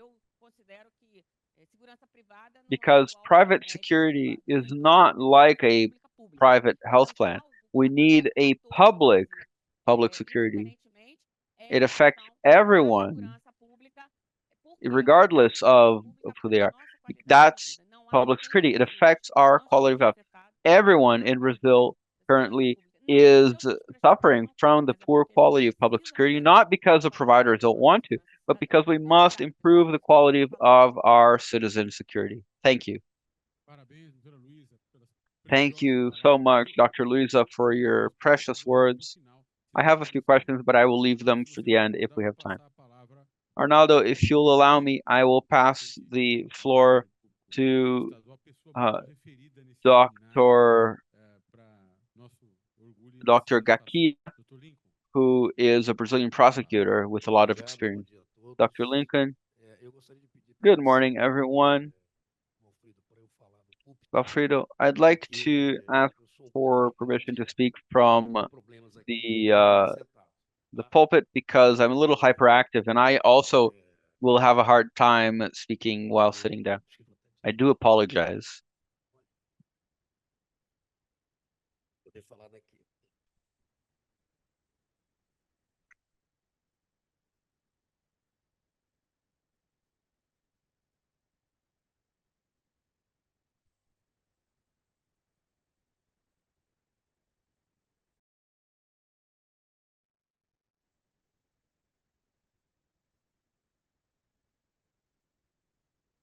Eu precisei refazer a minha fala de improviso.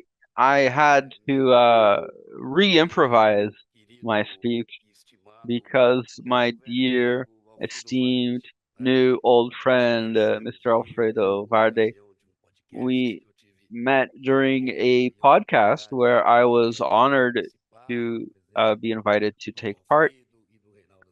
And I met Valfrido and Reinaldo Acevedo then during that podcast. And since then, we have become fast friends. We're very honest with one another. It's a very, it leads to a lot of good discussions. We haven't yet had the chance to grab a beer together, but we did have a meeting in his office and we've been discussing at length the state of Brazil. And that has made me very concerned, which is good. Today, I've been in the public prosecutor's office for 33 years now, and as Arnaldo says, it's a long distance run, and I'm now moving into the final years of my public service career. So these concerns are important for us to reflect on and recall that it's not the same world that where I started working.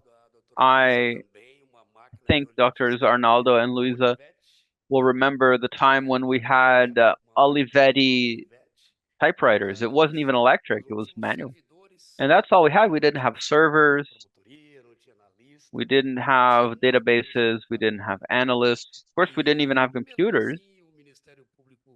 And nevertheless, the prosecutor's office grew. It has been developing its tasks. But I think that now in the 21st century, we need to rethink the institution. And that is what I have been trying to do in my last few years of my career, which, in my opinion, at least in my personal opinion, are the years that have given me the greatest satisfaction. I'd also like, if you'll allow me, Walfrido, these initial moments, I'd like to thank IREE and IDP, the IDP, and the IREE as well for this amazing event that you conceived of. I've been running around all over Brazil, pretty much, and some countries in the world, and I must admit, I've never taken part in an event of this scope. Yesterday, I felt a little bit lost, I confess. I felt like I was in a giant music festival where you have your programming and you look for the rooms and there are topics of interest to you. But it happens that every topic was interesting. Maybe this should be reconsidered for the second edition of this seminar, which, God willing, you will be able to host. Congratulations, truly. I also have a comment I need to make and a correction I need to make, and that's why I had to rewrite my speech. I don't, my eyesight isn't as good. But I learned a lot here today and yesterday, listening to many colleagues from different sectors, whether that's in the public security system, in the executive or legislative powers, or in the civil society. And something that was mentioned very often today and yesterday, not just here in the auditorium, but also in the other room, is that we already have a diagnosis of the issue of security in Brazil. We don't need a diagnosis because we already have one. What we need to see is what the treatment is, what the medication is that we will apply for this terminal cancer, which is what we have today. I listened very attentively to Minister Dantas, who talked about his position almost as if he were a president of Brazil, his concerns would be security, security, and security. Now, we know that the people, and you, Dr. Arnaldo, have been in the Department of Public Security. It's very important for me to see that you have this experience of seeing the world from a different perspective. And today, you are a stained glass window, and I am a slingshot, pretty much. We've spoken at length about cooperation, about integration, and that's what we're talking about. Our resources are finite and increasingly small. The institutions no longer keep up with their daily tasks, and organized crime, which began very small and timidly, grew. And to paraphrase a dear friend of mine, Professor Bashara from São Paulo, organized crime was a Taj Mahal that moved before us without us noticing. That's the reality. And so, in the face of this situation, and before I start talking about my proposal, I think it's important to go over some numbers. What is the cost for Brazil and for the world to fight transnational organized crime? Transnational organized crime manages approximately $3 trillion per year, according to UN data. This is roughly the equivalent of 3% of the world GDP.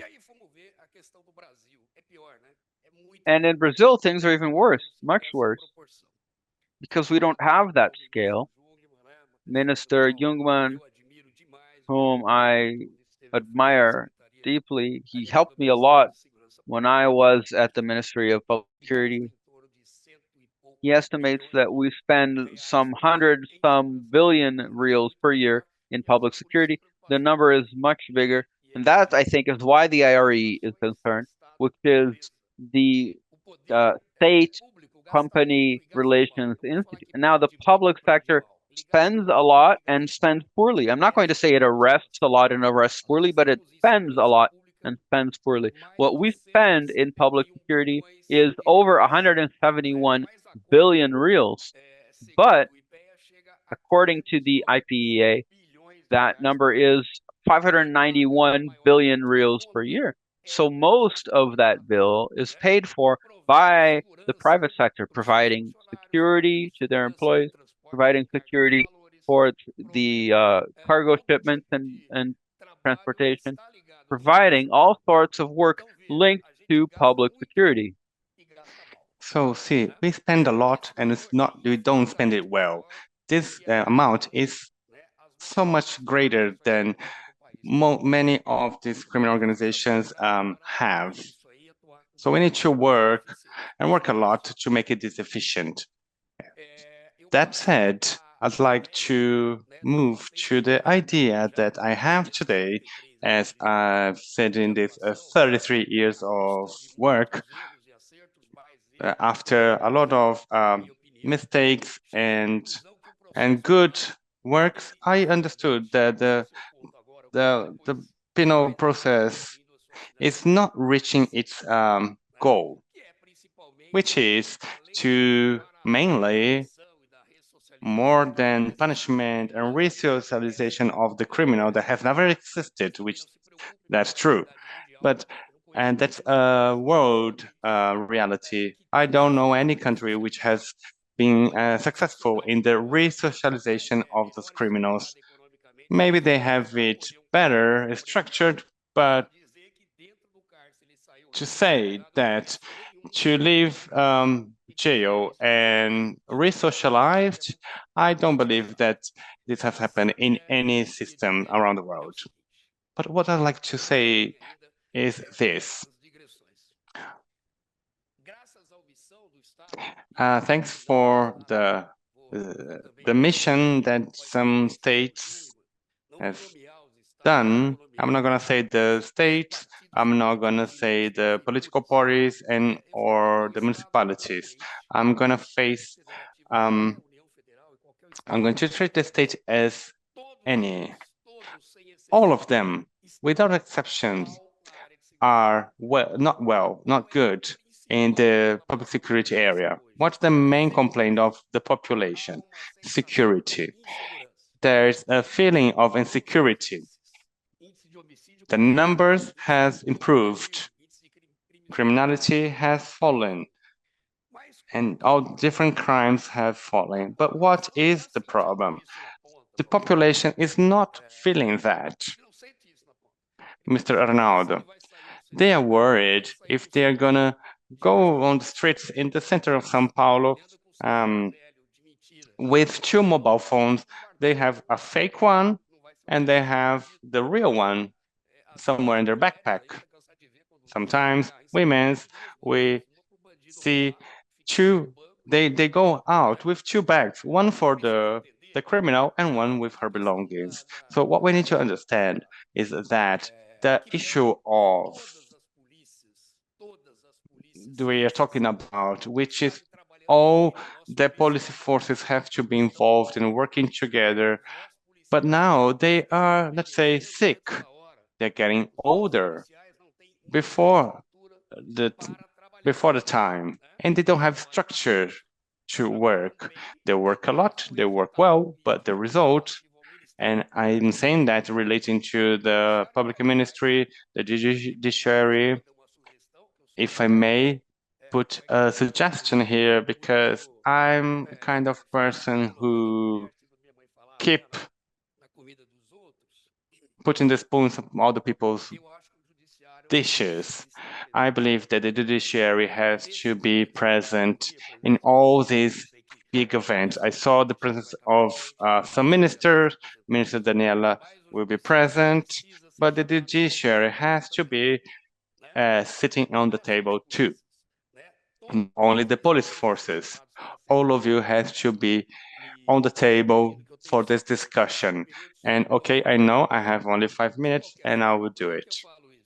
Anyway, why am I saying this? And this, so for all the task force, when you're not part of the operation, you don't feel you're part of it.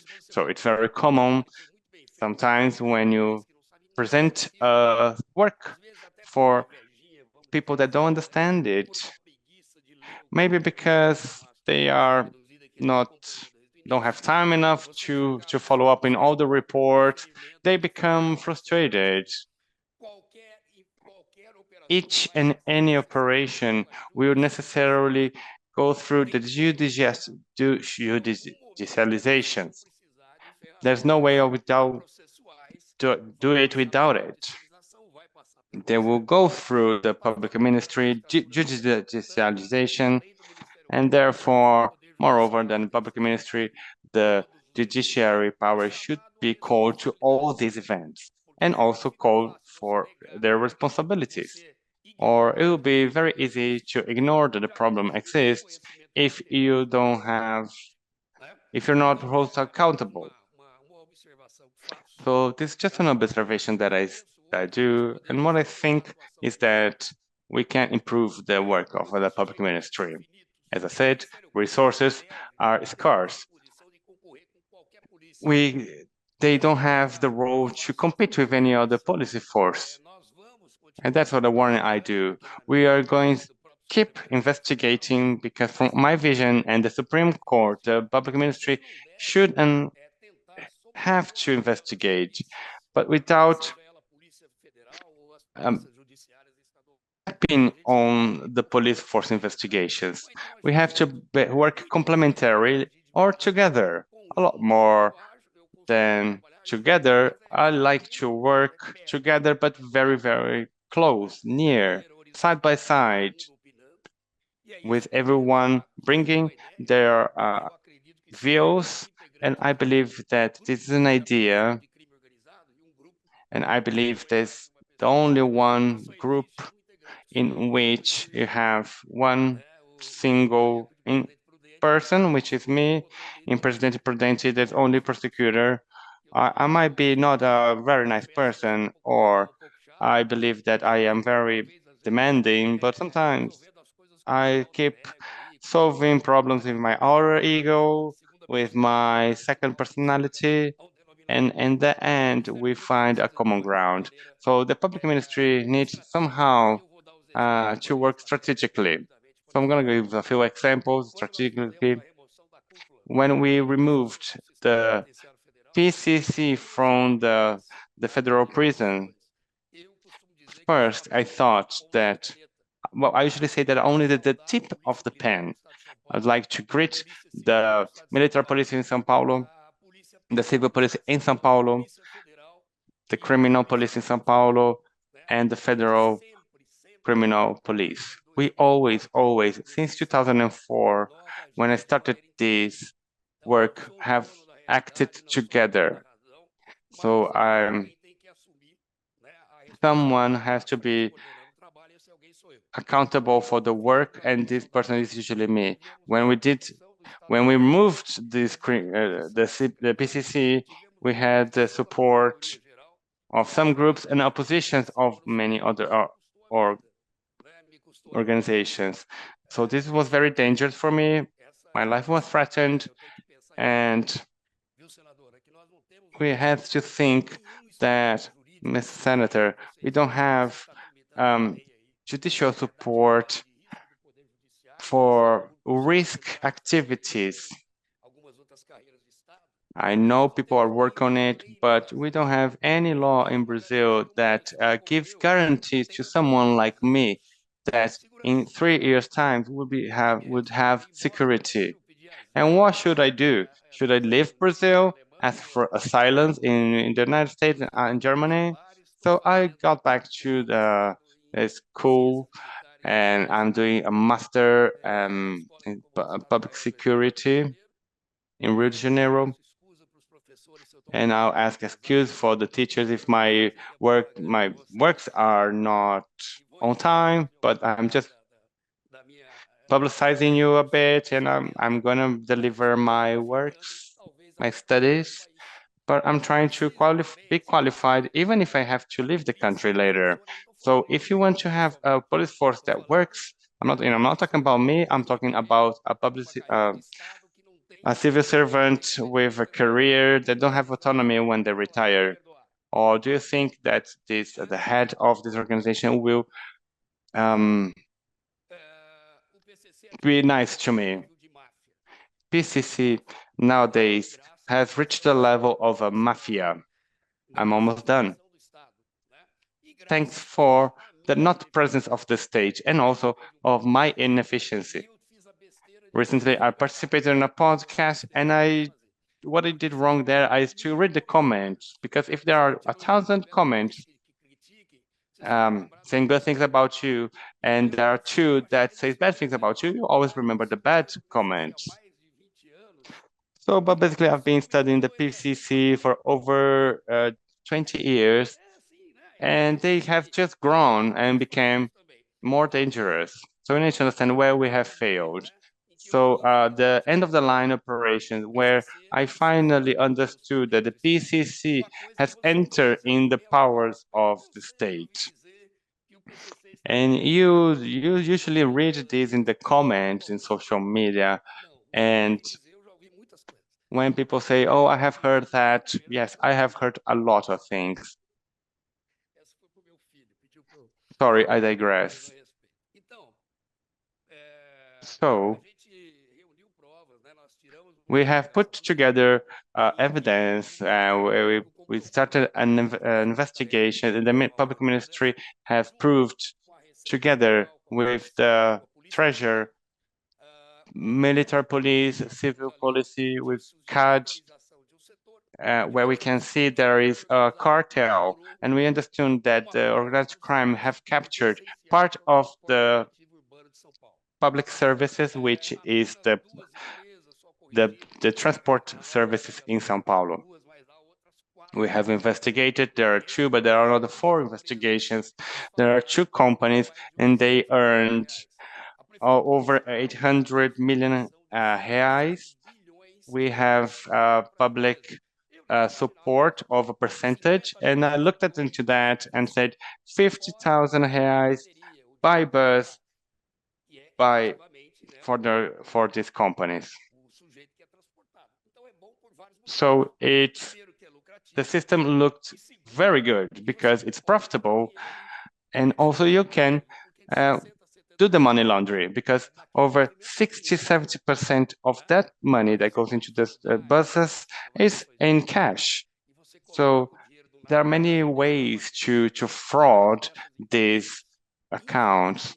So in these companies, unfortunately, we have some of them that have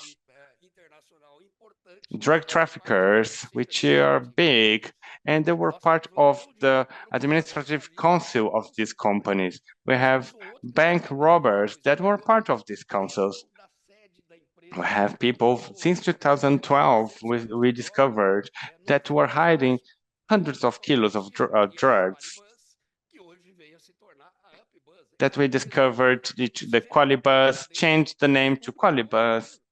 And then I realized that these people are working with these organizations. So I usually say that we need to go into a search engine, like Google, for example, and find this information. So to finish, what did we do to own innovation? The idea of the public ministry is not mine, it's from the São Paulo state, that doing according to its possibilities to change the governance of sectors that are being attacked with the infiltration of organized crime. That's what we're talking about, to shed light in the problem, more than the condemnation that could come after just too many years. These people have famous lawyers, and I'm not criticizing the lawyers, the attorneys here. What I'm saying is actually, if I may say, is that this problem has been going on for decades and has gone through all the fiscalization organisms. They know what the money is in all the different institutions. They have an accountant which is arrested because they create dozens, hundreds of companies to commit fraud. First, the numbers, the figures, the sheets, the taxes, and they're gonna fraud also the smaller fishes.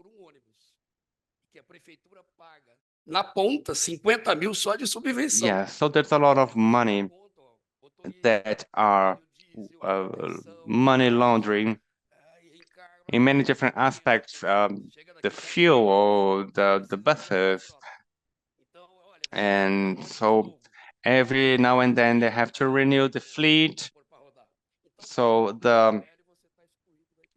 they sell the old buses and get the money.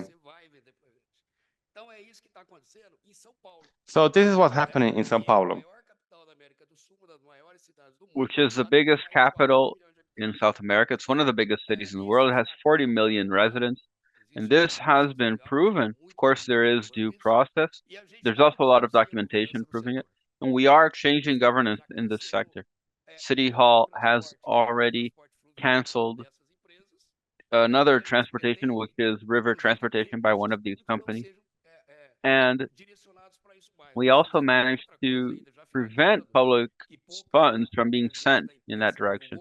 And few people in the press have promoted this, but something that gave us a lot of work was there's a company that has 2,000 buses, another one has 200. They transport 15 million people per month.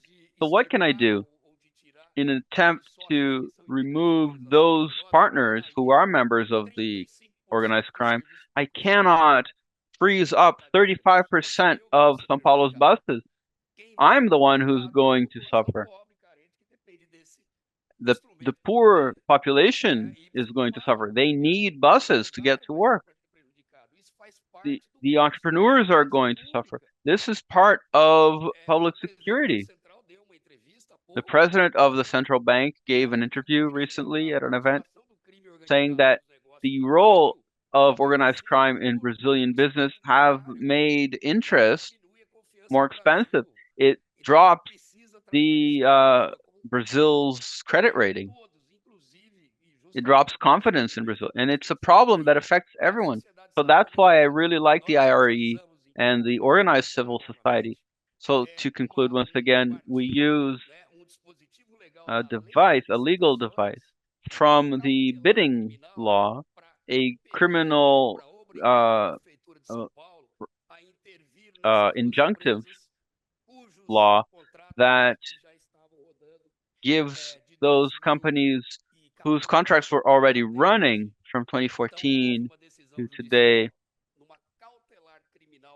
So there was a legal decision based on an injunction that I think is the first of its kind. The directors were removed, new directors were nominated, and we're investigating corruption in public services because we do need to do that. And that omission, I think, was criminal. It was not, of course, intentional, but it did occur. So the public service, public ministry, the prosecutor's office is aligned with the police forces. We are part of the public security system. We are co-responsible, and we need to assume our responsibility, respecting the authorities and purviews of the federal and military police forces, without which we would not be able to do our work.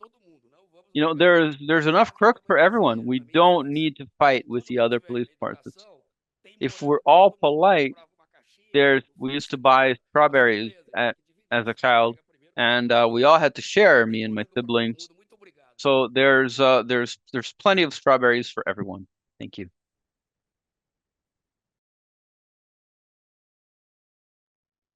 Parabéns, Dr. Kátia. Thank you so much, Dr. Kátia. Now back to our Dr. Arnaldo Hossepian.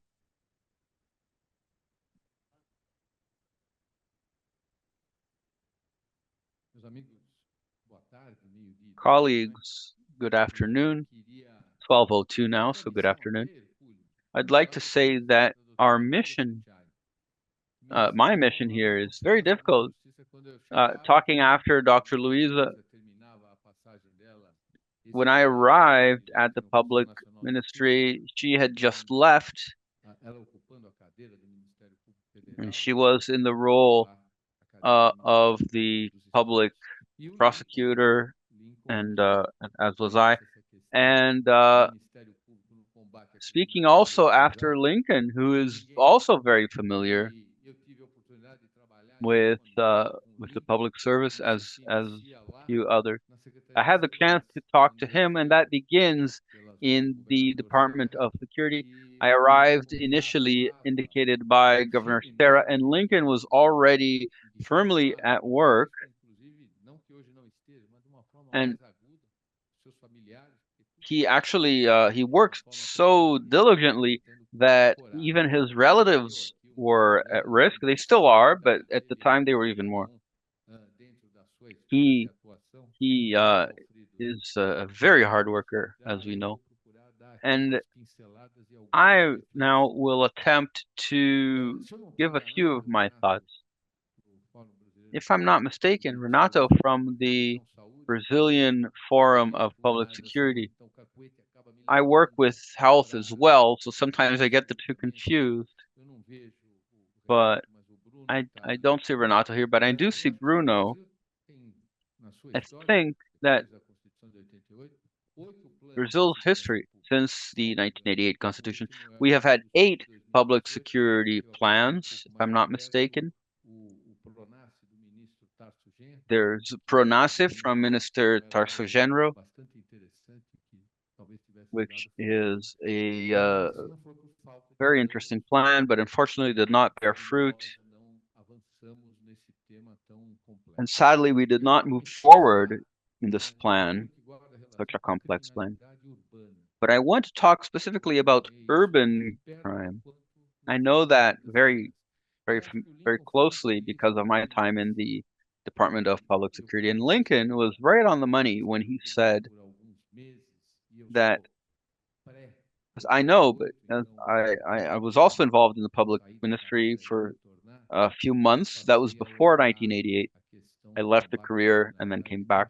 But I have a very different perspective on the issue of crime. I have absolutely no question that without the having the police on our side, we have zero chance of moving forward. And I'd like to acknowledge my colleagues from the police forces here. In that sense, with my perspective, when I joined the National Council of Justice, Luisa was no longer there, but Minister Ricardo Lewandowski was the president of the Supreme Court, and as a result, also president of the National Council of Justice. And he called me and also Dr. Marcos, a counselor. We are dear friends today. And he asked us to look at ENASP, which was a public policy created by Minister Gilmar in 2010. And I think that Minister Bastos was leaving the ministry at the time, but he asked us to talk about public security, the issue of homicides. We made some results in that sense. But anyway, the minister asked us to try to find a new type of solution that focused on urban crime. And so we invited Claudio Beato from the Federal University of Minas Gerais to start thinking about how we could combat. To give one example, São Paulo, something that still continues, which is De La Mare Avenue between the borders between São Paulo and São Caetano. I see Mariano here. He knows São Paulo like no one else. The same situation that we had in 2010, we still have in 2024. In other words, if you stop at that stoplight, you will pray to God that you can go through that stop sign, that stoplight without being mugged.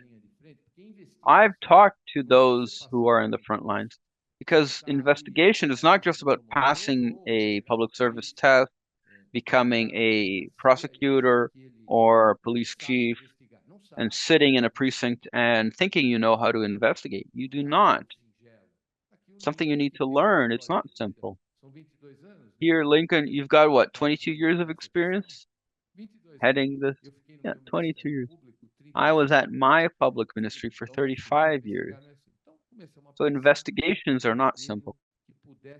So we started thinking about a model that would allow us to know who was going to be acting in that region, and that we could involve some police precincts, some military police battalion, some criminal circuits, such as a central forum, and one prosecutor. It did not move forward.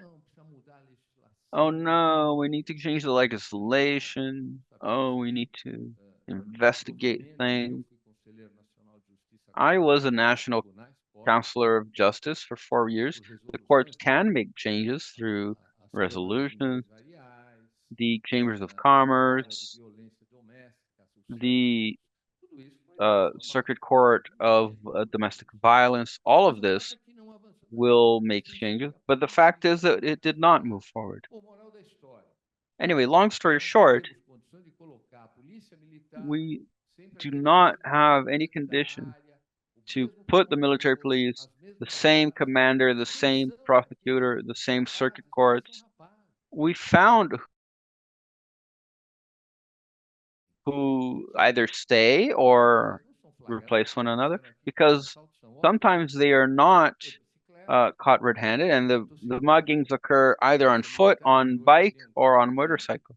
And the military police today has a smaller number of officers than during my time. At the time, I think it was 93,000. Today they have 80,000 because the budget is small.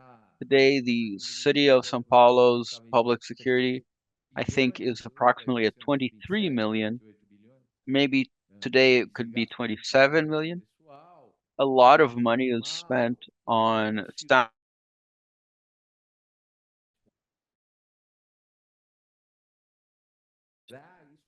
Professionals talk to one another. And we need to find someone who has the confidence of all the institutions. Otherwise, we will not move forward. And then Walfrido will have a brilliant event next year, just like this one. And if we go to Delamare Avenue, it's a striking example. And it must be the same in Belo Horizonte, Rio de Janeiro. To put it simply, either everyone acquires that feeling of belonging that the judiciary also needs to have, because otherwise we will not move forward. Luisa very wisely mentioned that public security is much more than just police forces. And actually, in Article 5, in the caput of the Constitution, they do mention security. They talk about fundamental rights, but what is security? Environmental, healthcare, labor, all sorts of security. It's the ability to have diagonal, cross-sectional security. And Brazil is not going to have this in the snap of a finger. It's a process. So what can I do to help a citizen who's waiting at a bus stop and gets mugged, or who stops at a stoplight in Avenida de la Mare? Well, I need to somehow give them that feeling of comfort, that they can feel comfortable, and tell them that the state is present. And we are not going to accomplish this on our own. We cannot curse the police forces thinking that they should resolve this, because none of us are going to solve this on our own. Lincoln was very wise when he said, we need to work horizontally, cross-sectionally. I remember when I was at PUC University, I'm very honored that my dear colleague was also an alumni of PUC. I remember that I did my master's with him, and he would say in the classroom, they said that the public prosecutor needs to have the sensibility and the ability to see society and the world around them and understand a little bit of law, because if all they know is law, then poor guy, because he's fried. I want to mention another point to reflect on. The federal constitution in Article 5 deals with the rights of prisoners. And Senator, you mentioned, one of the items is that imprisonment will be based on the age, type of crime, and gender. But today we don't separate people by age. A young criminal gets sent to the same prison as everyone else. You know that, Senator, that when a criminal, young as they may be, join a prison, and you've overseen these prisons, if we do not separate young criminals from seasoned ones, we will not move forward. And something else, I'm going to leave this information here. We need outside control of police forces, because if I go to São Paulo in a poor neighborhood, the police chief has 1,200 cases to look at, and he has one clerk. He has 2 investigators, and they are doing all the work in the entire precinct. I'm not going to say what precinct. And then the prosecutor will say, well, I'm not going to do this investigation because you are lying. So where does he live? In Narnia? It's not that they're not going to punish. I'm not a libertarian prosecutor. I have always understood that I was a justice prosecutor, and that's how I built my career, with seriousness, respect, exercising that the constitutioners in 88 said human rights is not for publicity. Obviously, you have to think also the criminal and the victim. And the victim has to have an understanding of the public ministry. So I'm going to the end of my talk. What I want to leave as a reflection today for you, I am retired, but I still look at these issues of public security and those who work in the police forces and understand the everyday of the forces, never forget. I have spoken in an event that I had this week. If happiness is that space of time that you wish it lasted longer, you'd be happier there. I lived so many happy experiences that I never thought I would live. So there's no time for doing many things. You have to solve problems fast and legally. So this is an exercise which is very intense. Lincoln said there are marathons, but he's ultra-marathonist. That's why he's doing much longer marathons.